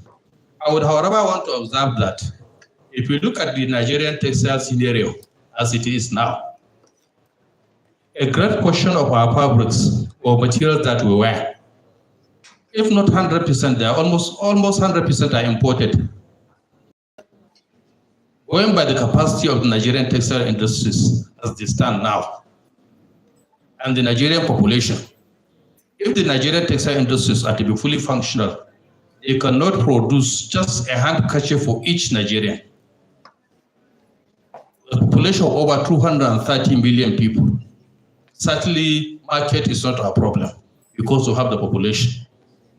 But if you look at the unfortunate state of the Nigerian textile industries, from late 1992, early 1992, where you had about over 250 textile industries, employing over 600 million people. Now the situation has degenerated to the fact that hardly can you boast of 40 textile industries operating at 40% efficiency. Therefore, a lot of our clothes are imported, and a lot of them, I wouldn't say most, a lot of them are also second-hand. So they are being recycled from somewhere, imported, colored rags. Sometimes you get beautiful clothes, or to washing, they fade out because they are substandard. Even the practices are compromised because they are produced under low conditions, and people go out and import materials that are substandard just to beat the cost. We understand the economic crisis our naira is, therefore the purchasing power of the money is low. I mean, there are serious economic issues. Now, to this effect, I believe the government stands to do a lot by implementing the policies. As I've said earlier, our problem are not policies. We have policies. The question is implementing them so that our textile industries will now come back to life. I wish the presidential this decree, 003, is being implemented, which was signed by the last president, whereby all military and paramilitary uniforms must be sourced in Nigeria. Then in which case our textile industries would have been fully, the ones that are functional, they would have been fully functional and trying to meet up the demand, of which they cannot. Lord and behold, even the government that make the order still find that somehow they are still importing these materials. So I believe the right thing to do as the timing of this conference, Empowering Tradition, Enriching the Future, Reviving Nigeria's textile industry, textile and allied industries. I believe implementation of these policies will seriously bring back the textile industries to life. Now, as for the issue of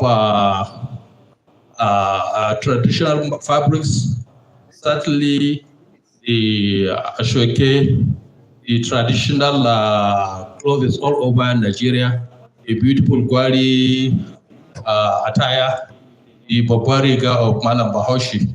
Wherever you go, you see a northerner, you see him with big Babariga, you don't need to ask. It's certainly one of the, in fact, Nigerians have the richest culture as far as fabric is concerned globally. Wherever you go, you appear in your real traditional clothes, you will be respected. This have been witnessed and by a number of people. Now the question is, how do we engage our youth? By trying to encourage them go into this mini textile production. The paper has dealt with that, so I'm not going to take much time on it.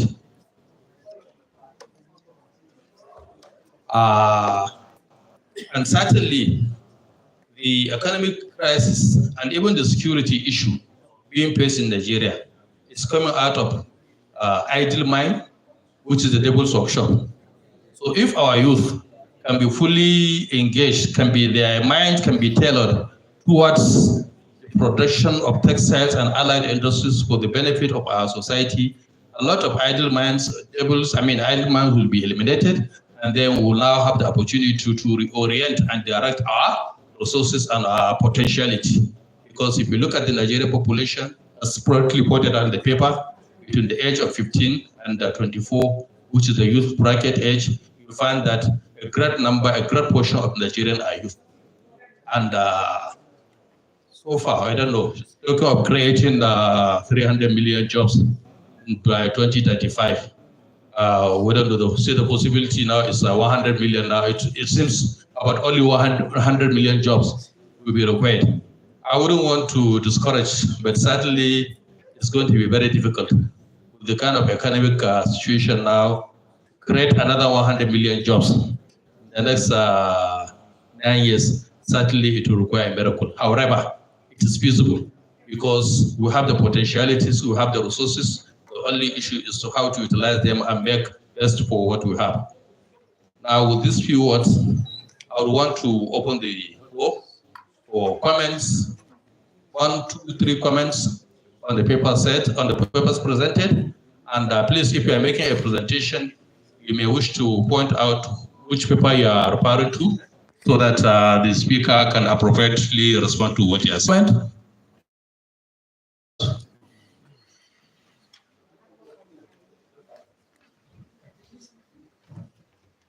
Good afternoon. Aleshaba Miza is my name. I would like to stand on the 10th protocol. The paper I want to talk on is East to West. I noticed in the paper we make use of the fabrics or materials that people may not even want to use. But as far as textile industry is concerned, it's very important. All these things are very good. But why is it that our government are not assisting us? Because the policy in schools, not more there, especially the primary school. We will sit down at the higher institution, creating textile sections or textile department. And what happens at the grassroots when we talk of traditional woven fabrics, the primary school and the secondary schools. How many schools are doing this course? And we are saying we want to generate 100 students to work. How did that go? Without starting from the grassroots. This question was to you.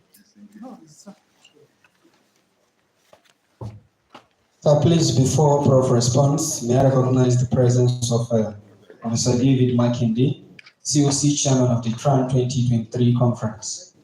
Prof, you're welcome, sir.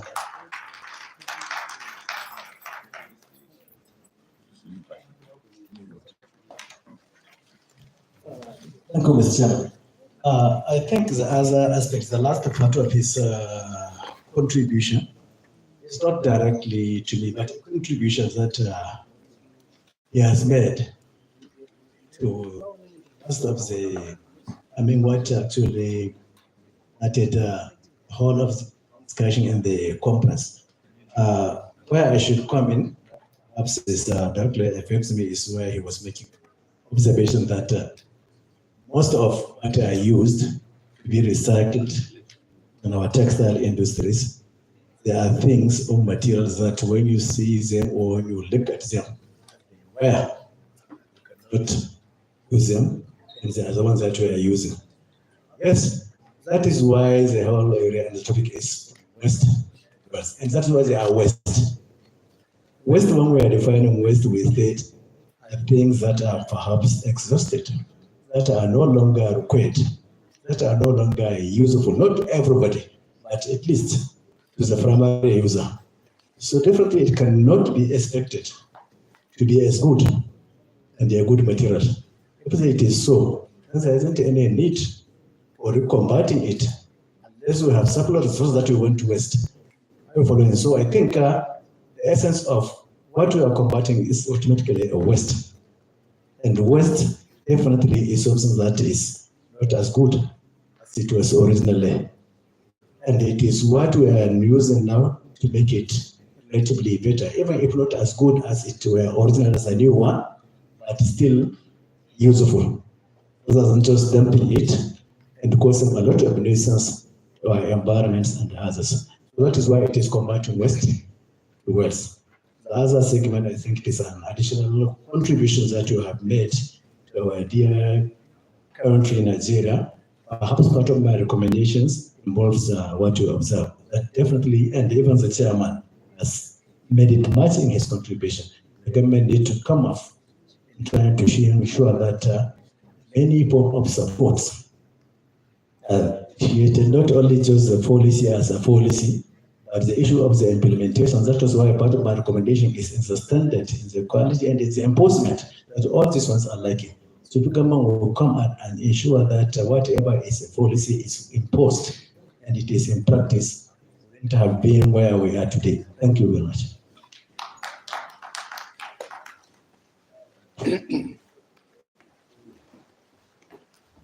Thank you, Professor Gumel, for that answer. Now, I thought, okay, I can see two hands. Maybe you can just take these two so that we go on to the next session because we're already behind you. Yes, Madam Mukhtar.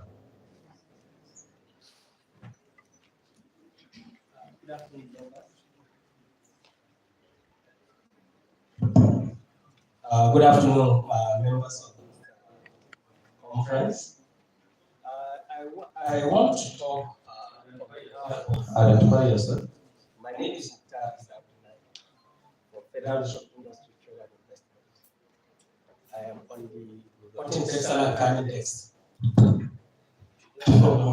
So I want to talk on behalf of government, and because most of the discussions I had here, people said government support, government support, government support. So I want to actually talk about that. From what I know and from my experience on the desk, on cotton, textile, and garment desk, I think government have done enough. We have actually done so much to see that, most especially this cotton, textile, and garment. I don't think in the last 5 to 7 years there's any sector that has been supported like cotton, textile.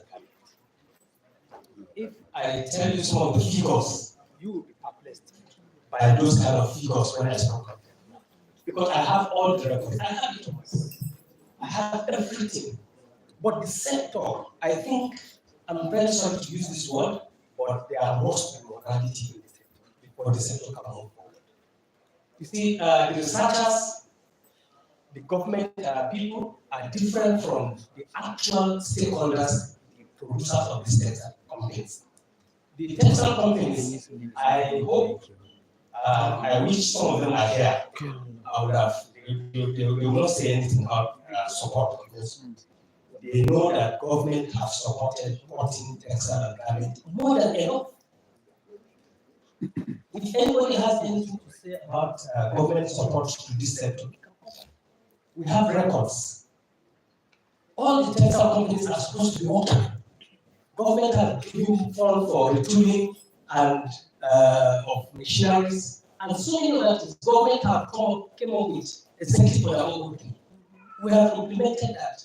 What is remaining is for people to actually take advantage of these policies and move their business. Government cannot create these policies and then come and promote your business. These are policies that are being implemented, and then to some certain extent, government will support it, and then you have the business. You now know how to promote your business and sell your products. Government cannot say, most of them always come to the ministry, give us letter, let's take to Army, let's take to Air Force. It's not an individual thing. It's a policy that is supposed to be implemented by some of these companies, but they are not doing that. Okay, thank you. Yeah. Maybe the last speaker there, please. No, I've already organized too, so maybe. Thank you for giving me the opportunity. Mark David Olajide, from where you live. I think the problem, I want to speak on recommendation of Olori. The problem that's actually facing textile industry, local textile industry in Nigeria, is one, mindset and patronage. You see, we should stop pretending. Many of us here are pretending. If you are a common teacher, I use the word common, not derogatory, but I just want to bring out a point. You wear whatever is available here. The moment that same teacher is promoted maybe as chief, or he becomes a councillor, or a senator, the taste changes. The common dress that's produced in the country is no more, it's no more relevant. It sought for a bigger and costly material out there. Then you will leave the local garment that is produced in the country unpatronized. When we don't patronize, how do you function? How do you progress? It is not possible. So, patronage is key in our development. There is an adage in my place. They say, I will interpret, don't. That is a rice seller. The way he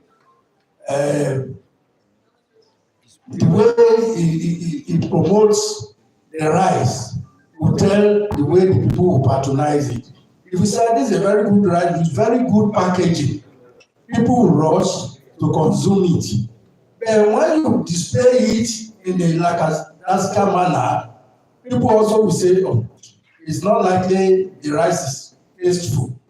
So we should endeavor to patronize the local textiles in all that we do, whether kinship, birthday, naming ceremony, wedding, or everything.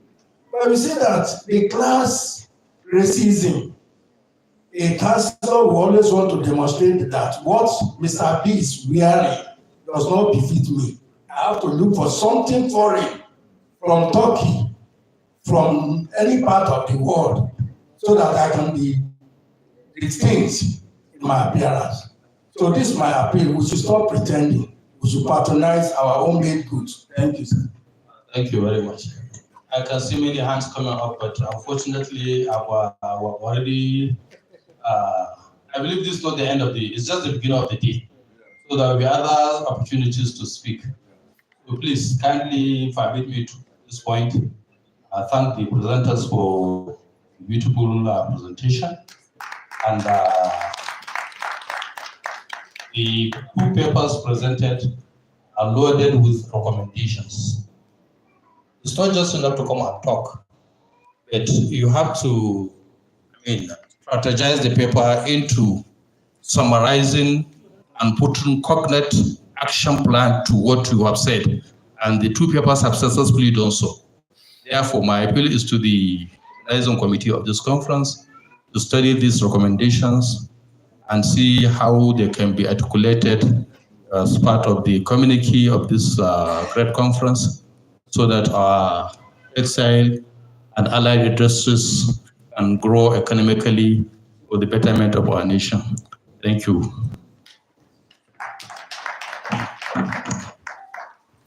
Thank you very much, the chairman, sir. And to the paper presenters who also say thank you. Teachers taught us that any paper that stimulates discussion is a very good paper. And I thank you very much, sir, for allowing us to tap from your wealth of experiences. Indeed, the enterprise of your knowledge has been felt today. And like the chairman said, the day has just begun, and we have technical sessions where deliberations like this will come up. And I'm sure our professors will do justice to whatever concern that is raised as far as issues like that are concerned. Thank you very much once again. And quickly, sir, with your permission, we move to the next item on the agenda, which is the goodwill message. And the first, I will start with, we're going to receive two goodwill messages from two prominent personalities here. First, I'll start with Professor Eid Aladi, the professorial chair occupant, Paul and Sunday Achimogu Foundation, Department of Polymer and Textile Engineering, EBU Zaria. Thank you for giving me this opportunity. This time around, I'm coming to give goodwill message. Before my goodwill message, I would want to convey the apology of the Paul Sunday Achimogu Foundation, who is inevitably absent. Would have been here, I'm sure he would have been the right person to give this vote of goodwill message from the foundation. However, the foundation holds a chair in Polymer and Textile Engineering, the Department of Polymer and Textile Engineering, Ahmadu Bello University, Zaria, which I'm the chair occupant. And the activities of the chair are seriously related to the theme of the conference, trying to see how we can improve, if possible, revive the textile industries and relate the academia with the industry. Right now, researches are going on. The primary raw material is cotton, which are onto it. Therefore, this conference couldn't, the title or the theme of the conference couldn't have come at a better time when the Nigerian textile industries are in this dire state of almost death. Therefore, we would want to wish that such conference or more of it will continue to explore avenues and ideas on how to go about reviving the textile industries. This is important and pertinent because a nation of over 200 million people, if it will depend on others to clothe it, then definitely there's something fundamentally wrong. And a lot of our GDP, a lot of our monies will go about servicing foreign trade, which I believe Nigeria has the land. We have the expertise in fiber production. We have the manpower. What we are lacking now is the industry and the power. Therefore, we pray that somehow a stage will be reached whereby Nigeria will see to the fully clothing of its industry, its indigenous. Conferences of this nature had always taken place, and I'd always have a worry that I hope it's not just going to be just academic exercise annually, whereby we meet, discuss, initiate problems, propose solutions, and despair, only for us to remit next year, rediscuss the same problem, propose the same solution, and then to despair. About 2 weeks back, I was at IAR, where there was a workshop on Nigerian cotton sampling. I made a similar submission there, and there is this move between the IAR and the Department of Polymer and Textile Engineering, come up together, put heads, perhaps with the outcome of such a conference, put a serious position paper that would want to make to the Ministry of Trade and Industry, where we believe Alhaji Mukhtar will seriously see us through, to see to the fact that these things are walked. We walk the talk. We walk the talk. Instead of just sitting down and discussing, we want to see something positive coming out. So with these few words, I would want to say I wish this conference a very successful discussion, a technical session that is going to embark on. We wish something positive, something material that is motivating. Solutions will come up to this problem that we are facing in the Nigerian textile and allied industries. Thank you very much. Thank you very much, sir. Please, once again, a round of applause for Professor Eid El-Ladi. The next is from the Assistant Director, Institute for Agricultural Research and my apologies, yes, Institute for Agricultural Research, EBU Zaria, Professor David Adepe-Idogu.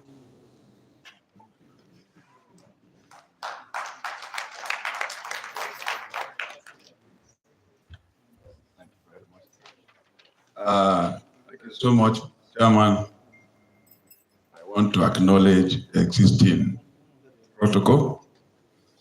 I bring you greetings from Executive Director in person of Professor Ado-A Yusuf. Let me make a little correction.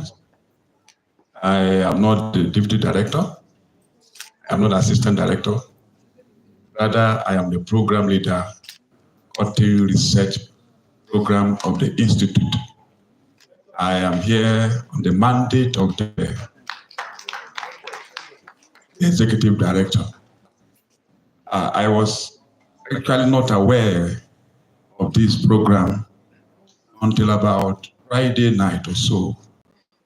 I got a prompting from my ED telling me about this program, and he asked me a question: what do I think we could do as an institute? I replied and I said, want to be part of this meeting, though not invited officially, but we will come and be part of the meeting. I told him I was going to be here personally to represent him and 2 of other scientists of the program. But just yesterday, the scientists that I was supposed to be here with, who are cotton breeders, we had some bereavement. They had to travel to Kaduna for a condolence visit.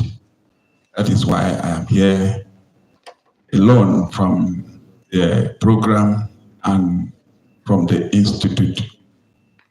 I sincerely want to extend the appreciation of my Executive Director to be part of this meeting and to the organizers of this meeting. We were so happy when we saw the theme for this meeting and for this conference, reviving Nigerian textiles. Already we have established that one of the raw material that textiles will require is cotton, basically. It's cotton. And the Institute for Agricultural Research, Ahmadu Bello University, has the national mandate for genetic maintenance of cotton nationwide. It may interest this gathering to know that over 2 or 3 decades ago, about 8 cotton varieties have been released by the Institute and have been commercially in the hands of farmers. Just the last 4 years, 6 years, 2018 to be precise, the Institute also, in collaboration with some seed companies, also release hybrid cottons, and they are also in the hands of farmers. We want to also say that one of the traits of the materials that the Institute has so far made available that are in the hands of the farmers are a long staple cotton that is quite unique in the production for fabrics and garments, which is one of the cotton materials that is actually desirable. Of course, Professor Anali just mentioned about 2 weeks ago, we had this program, which is our annual program in the Institute, the cotton sample production meeting. It has a meeting that brings about, or we always bring abroad stakeholders from across the nations, farmers that are involved in cotton production. And that we do to also empower them with the quality desired to be, for cottons to be marketed, to be acceptable globally. About the Nigerian cotton. I want to say here that it is not a debate, but I remember in 2022, to be precise, there was, in talking about policy now, was this meeting that was called by Federal Minister of Industries, Trade and Investment. It was a policy document that was deliberated upon on CTG, that is cotton, textile, and garment. I don't know what has become a policy. That is why I want to also align this agreement or my thought with what Professor Danladi has said. The issue is not policy, the issue is implementation. Right at that meeting, some of us were also doubtful. Even after we have discussed the draft policy, what becomes of it? And the essence of what I'm saying, I'm bringing the goodwill from my executive director this afternoon.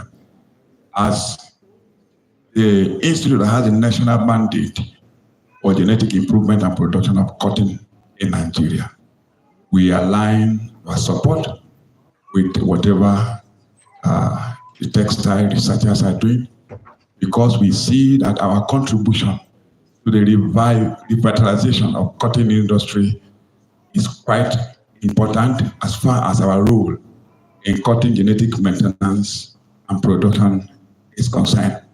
So whatever and whichever area that IAR can play in revitalizing and reviving our cotton industry in Nigeria, we are very much available and ready to partner. And that is also to say that if Malam Muta was in that meeting that was held 2 weeks ago, which we sent an invitation to the commissioner, the minister even the secretary of the ministry. We didn't see them in that meeting. If they were to be there, this argument he's posing today have been settled, because the data we received in that meeting was that of about 35 textile industries in Kaduna town alone, only about 5 are functioning, and functioning minimal. What is responsible for the lack of functioning? And even the issue of the decree, how do we call it now, 003, was mentioned. But how enforced has that been? I don't want to talk that much about that. But that is just to point to the fact that something is wrong somewhere that is affecting the revitalization of our cotton industry. In a nutshell, on behalf of my executive director, Professor Ado A. Yusuf, bring you greetings and support to this meeting. And as we continue this deliberation, I wish us a successful deliberation. Thank you so much. Have a good day. Thank you very much, sir. Please, once again, a round of applause for the program leader. Thank you, sir. Quickly, the next item is presentation of awards, or rather, presentation of award, and the awardee is Engineer Muhammad Sani Ismail. Is the awardee around?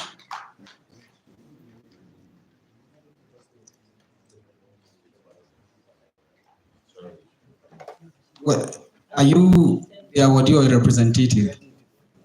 Well, the chairman, sir, I know based on my little experience, the tradition is citations are not read in absentia. So I think you only present the award, you only read citation when the awardee is around himself. But in absentia, citations are not read. Thank you, sir. So may I invite the chairman, the Deputy Vice Chancellor, Academic, Cairo University, Kano, and then of course the HOD, the President, to please come forward for the presentation of this award.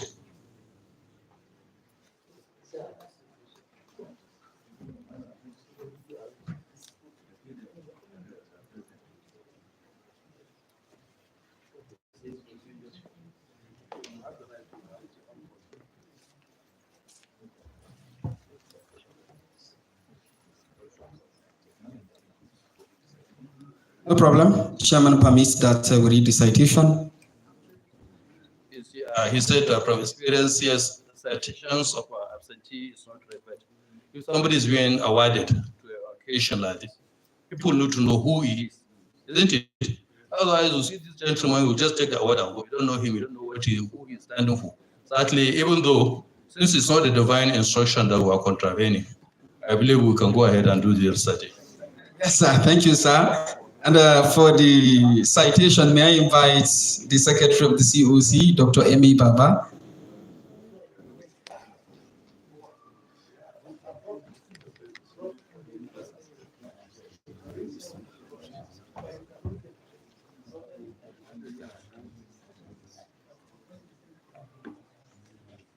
My name is Dr. Emi Baba. Please permit me to stand on the protocol. And also I have to say, thank God for giving me an opportunity to read the citation of Engineer Mohammed Sani Ismail, who is highly represented by Omar Ismail. So,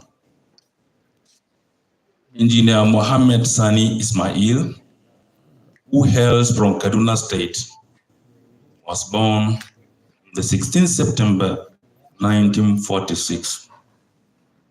He attended Provincial Primary School and Government Secondary School, Zaria, where he obtained his secondary school leaving certificate and West African Senior Secondary School certificate in 1958 and 1967, respectively.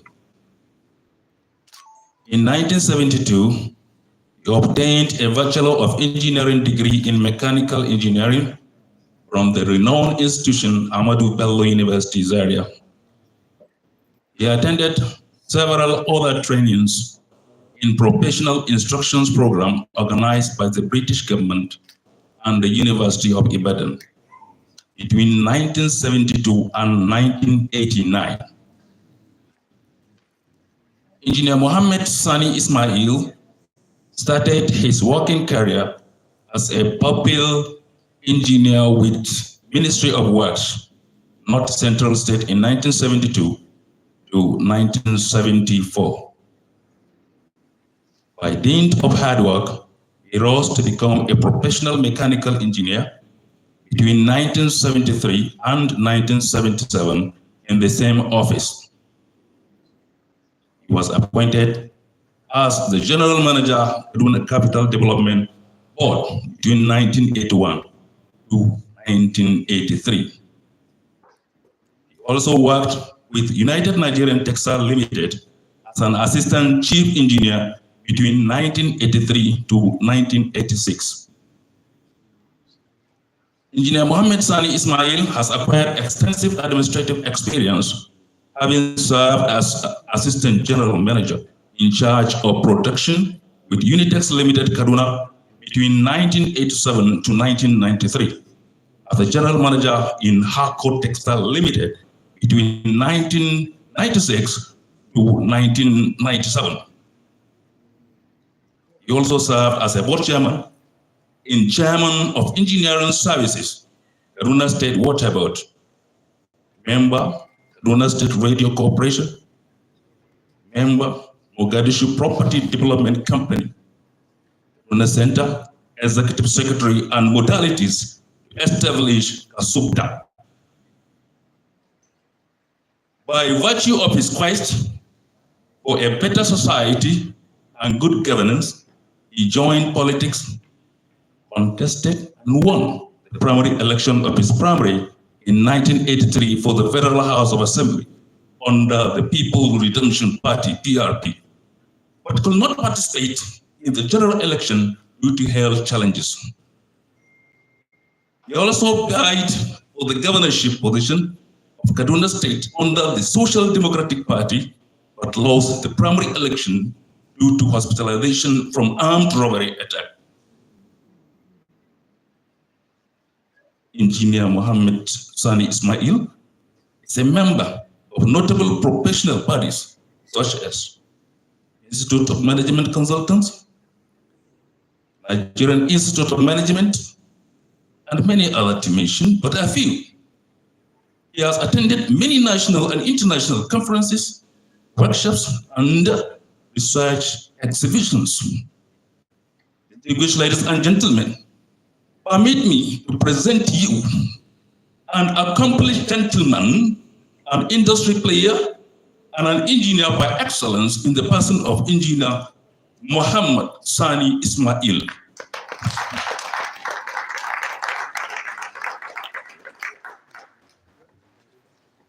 Thank you very much, sir, for the presentation of the award and certificate. I invite the chairman of today's occasion, our lead paper presenter, the Deputy Vice Chancellor Academic, and then, of course, the President of TRAN. Please come forward for the presentation of this award and certificate.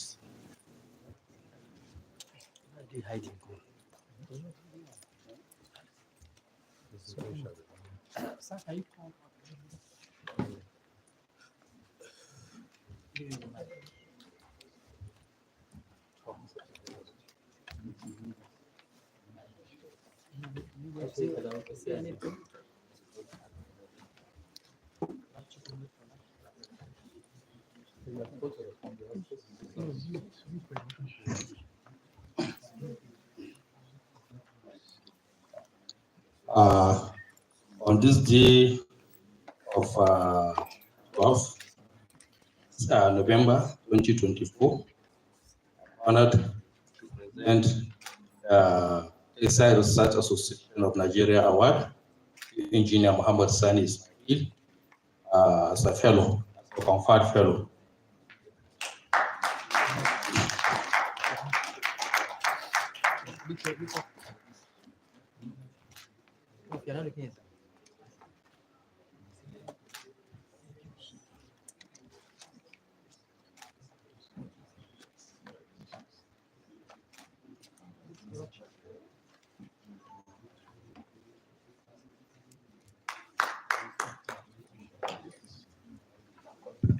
Thank you very much, sir.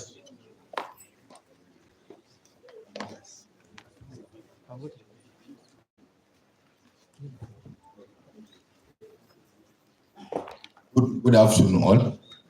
Permit me to stand on existing protocol. The awardee who I'm representing is actually my dad. Before this program, I've even forgotten he has worked textile. But it brought my memory back when we are quite young, when he was general manager, assistant general manager, Unitex Limited. And permit me to say a short story. When we were in primary school, I had an injury. So I had to be watched closely. So my dad used to take me to his office, and when he closed, come back together. And of course, as the son of the assistant general manager then, I used to be taken around the factory. So I had that opportunity to know the spinning and the rest. So it was really large and beautiful industry then. And I remember the Chinese. I felt bad how they treat as a young boy then, the staff. Because when it's time for lunch, they blow whistle for them to come and pick breads. So I think the message I want to pass for this story is, I think the failure of the industry is more of our attitude as Nigerians. Just recently, I was discussing with my dad, and when the Chinese left, that was the end of it's part of the reason why the industry failed. So, thank you very much. Thank you very much. And by the providence of God, we will be alive to witness a better textile industry in Nigeria, inshallah. Thank you. And quickly, for the announcement by the TRAN ESCO, may I invite Abdulkadir Suleiman. Abdulkadir Suleiman. Okay, he's coming. Then after the announcement, we'll take the vote of thanks and the closing prayers. But after the closing prayers, please, there's going to be a group photograph.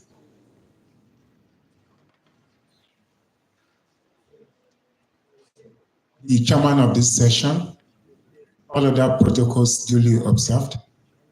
I'm here this moment to extend to you what happened in our second major event, TRAN, particularly this year. That event is called Textile Compete. Textile Compete is an offshoot of the idea nursed 6 years ago when Professor K.A. Bello was the national president of TRAN.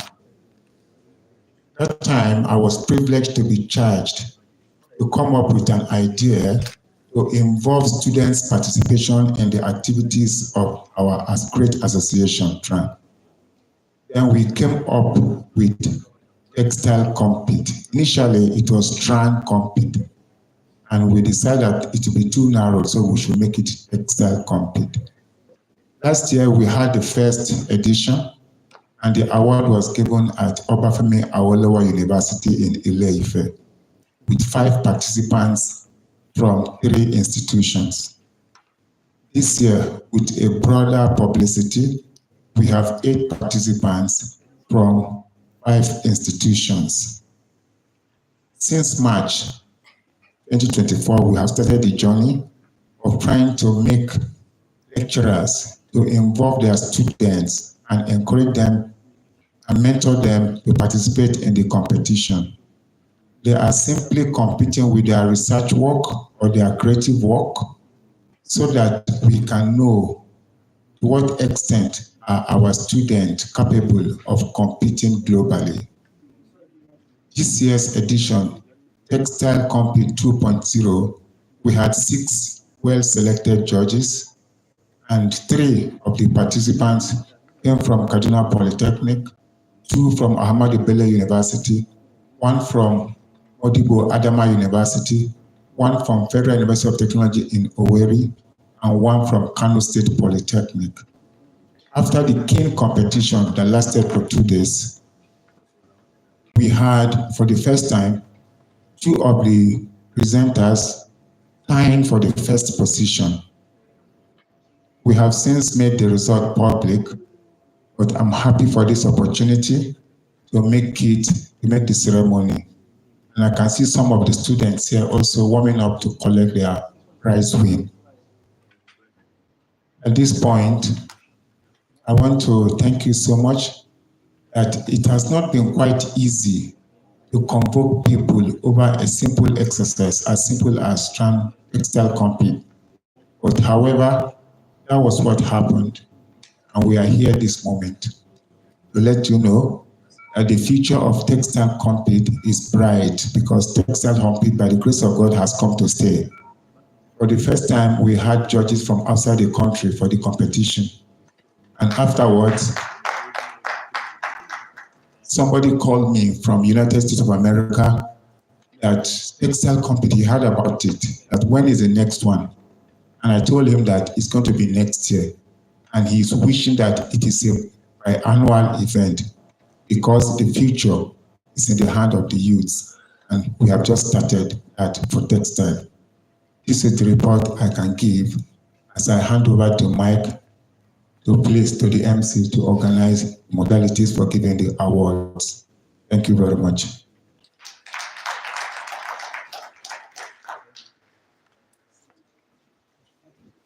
Thank you very much, sir.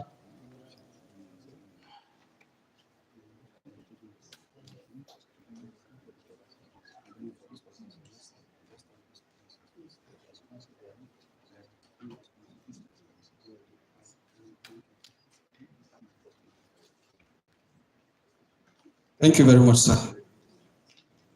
Indeed, textile has come to stay, and I'm sure, the youths have been challenged, and I'm sure the youths have accepted the challenge.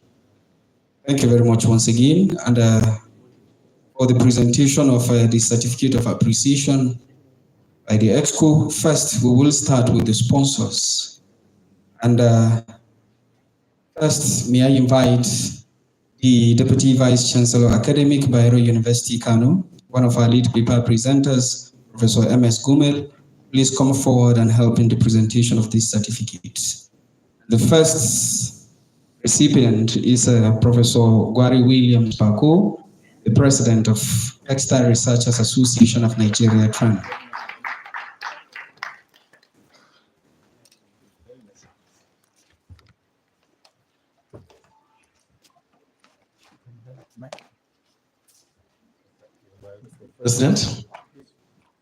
President, sir, this is a certificate of appreciation proudly presented to you for your excellent role, sponsored during the second edition of Textile Research Association of Nigeria, TRAN, undergraduate student research and creative work competition on 4th and 5th of November 2024, tagged Textile Compete 2.0. Congratulations.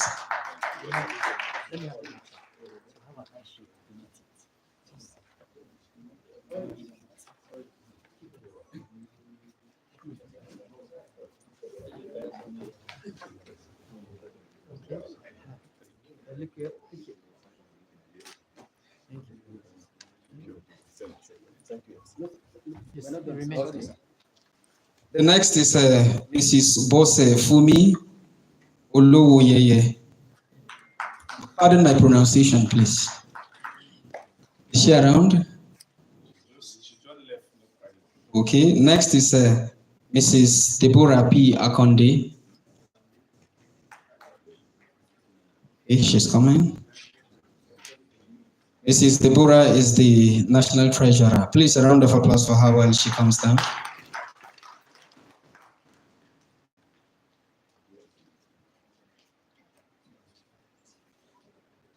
And before she comes, ladies and gentlemen, I have the singular honor and privilege to recognize the presence of the Director of Academic Planning and Monitoring, EBU Zaria, Professor Bello. You're welcome, sir.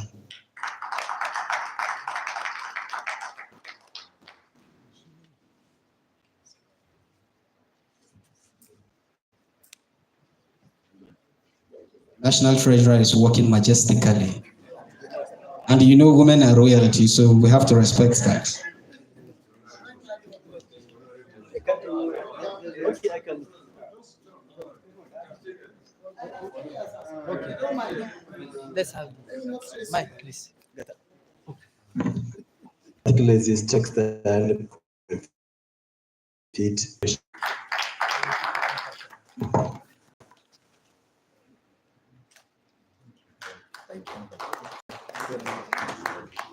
Thank you very much, sir.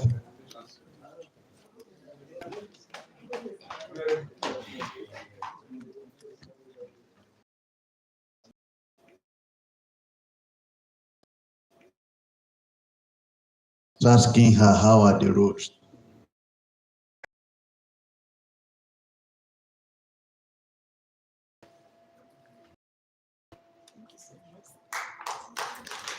And the next is Dr. Olayinka Olumide Bakare. Absent. Okay. The next is our Secretary COC, Dr. M.A. Baba.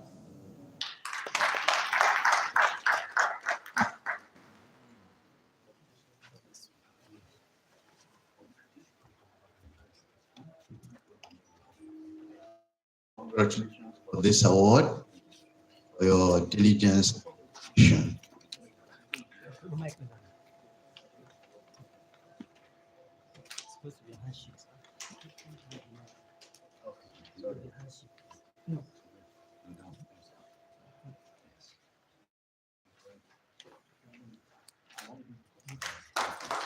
Thank you, sir. And the next is Abdul Qadir Suleiman E. Thank you, sir. Yes, sir. And the next to come forward and help. Thank you, sir. Yes, sir. And the next to come forward and help in the presentation of these certificates, may I invite Professor Haruna Musa from Bayero University, Kano.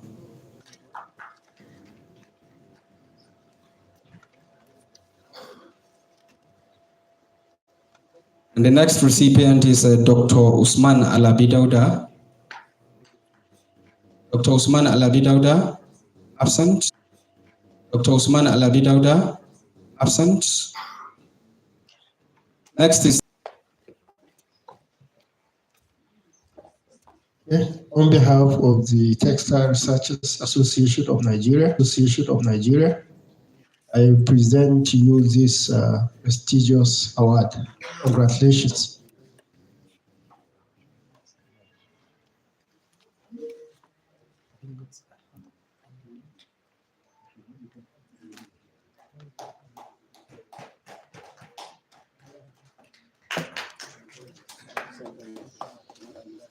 Thank you very much, sir. No, we're not done, sir. Sorry.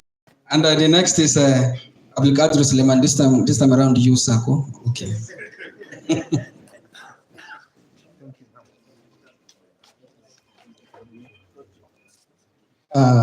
Again, on behalf of TRAN, I hereby present to you this prestigious award. Congratulations once again.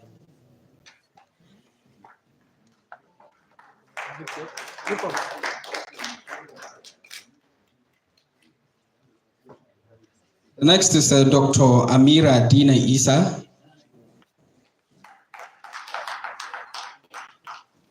Not around? Okay.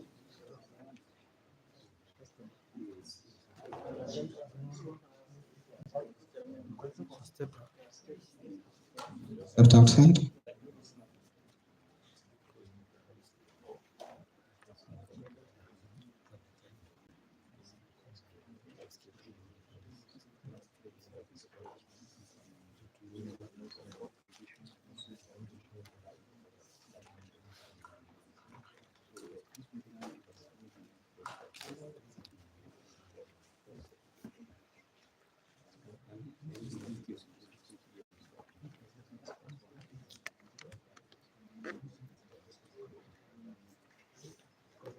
For the students,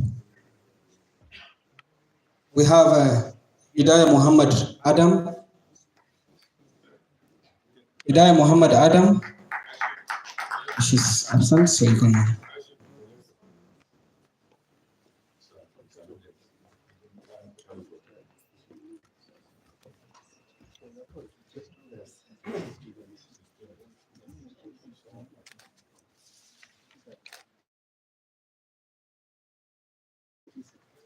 Thank you, sir. And the next, may I invite Professor K.E. Bello, please come forward and help in the presentation of his certificate to students. Next is Blessing Gabriel. Absent. Mohammed Kamil Abdulaziz.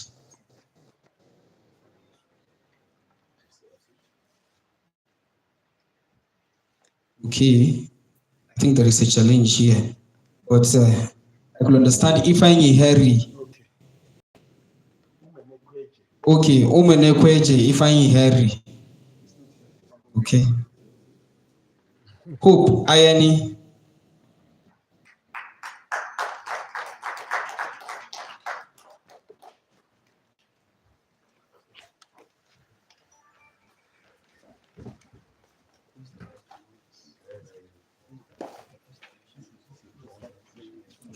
The mic.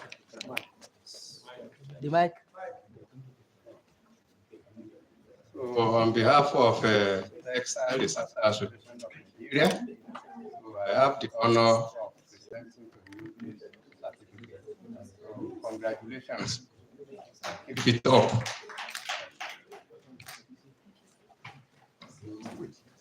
Thank you, sir. And the third position in all this certificate presentation, Wakala Bilkisu. Please a round of applause for this young lady.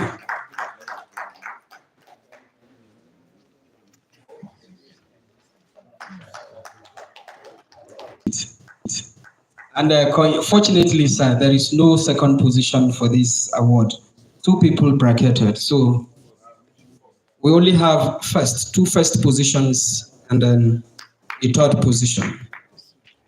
So for the 2 first positions, we have Ayuba Rejoice Benjamin. Okay. Etmaniru, okay.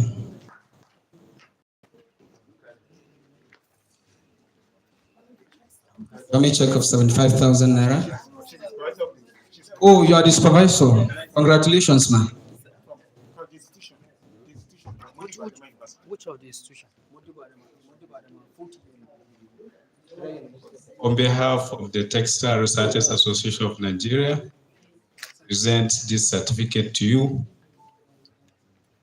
for participating at the second edition of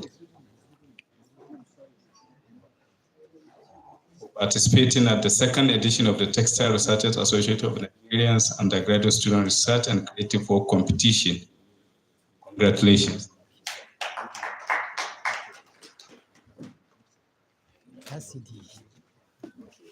Okay. Thank you. The next is Aram Fidelis Bako. A round of applause for this young man, please. The ladies have been taking it. This time around, a man is coming with a difference. Please, once again, let's appreciate this young man. This young man is from Ahmadu Bello University, Zaria. And then Raji Yula. Dr. M.A. Baba is the supervisor, sir.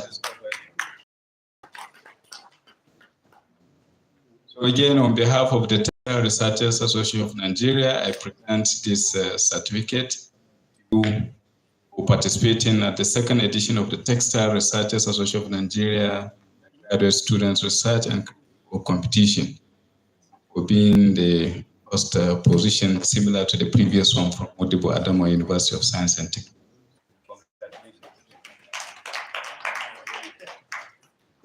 Yes, thanks.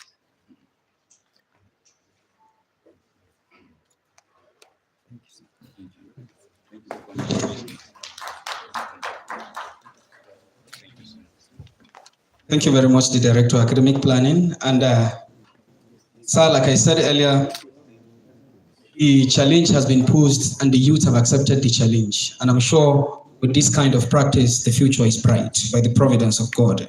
And quickly, we are making progress for the vote of thanks. May I invite Professor Buhari, the chairman of TRAN Conference, the COC chairman, TRAN Conference 2024. Professor Buhari.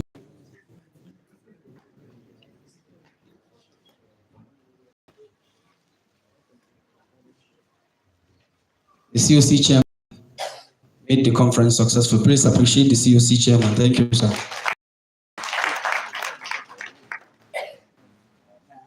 The chairman of the occasion, allow me to stand on the 16th protocol. I want to thank everybody for coming. I thank also the participants for making the conference successful.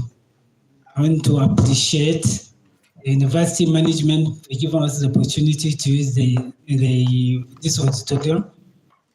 Also, all invited guests. Thank you very much for coming. Thank you very much, sir. That was short and simple. And quickly before the closing prayers, special announcement, please, there is going to be a tea break outside, downstairs. So everyone is expected to converge at the reception downstairs for the tea break. Then after the tea break, there's going to be technical session up to the AGM and then dinner later.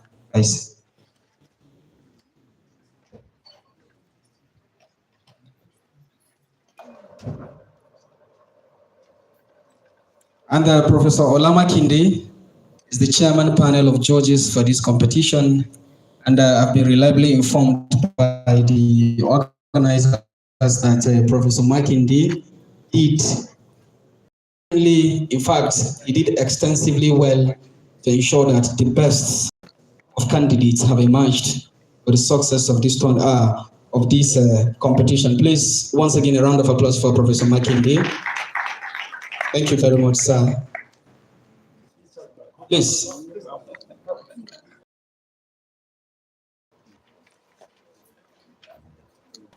Next year, we're looking forward to seeing people from US and other neighboring African countries.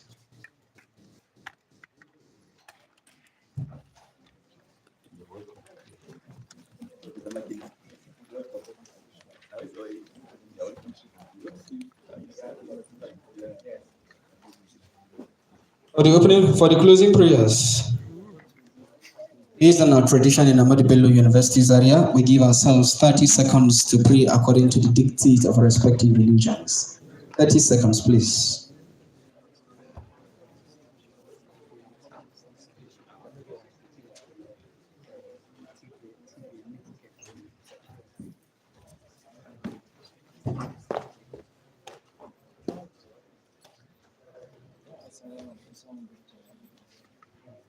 While we are taking our leave through that exit,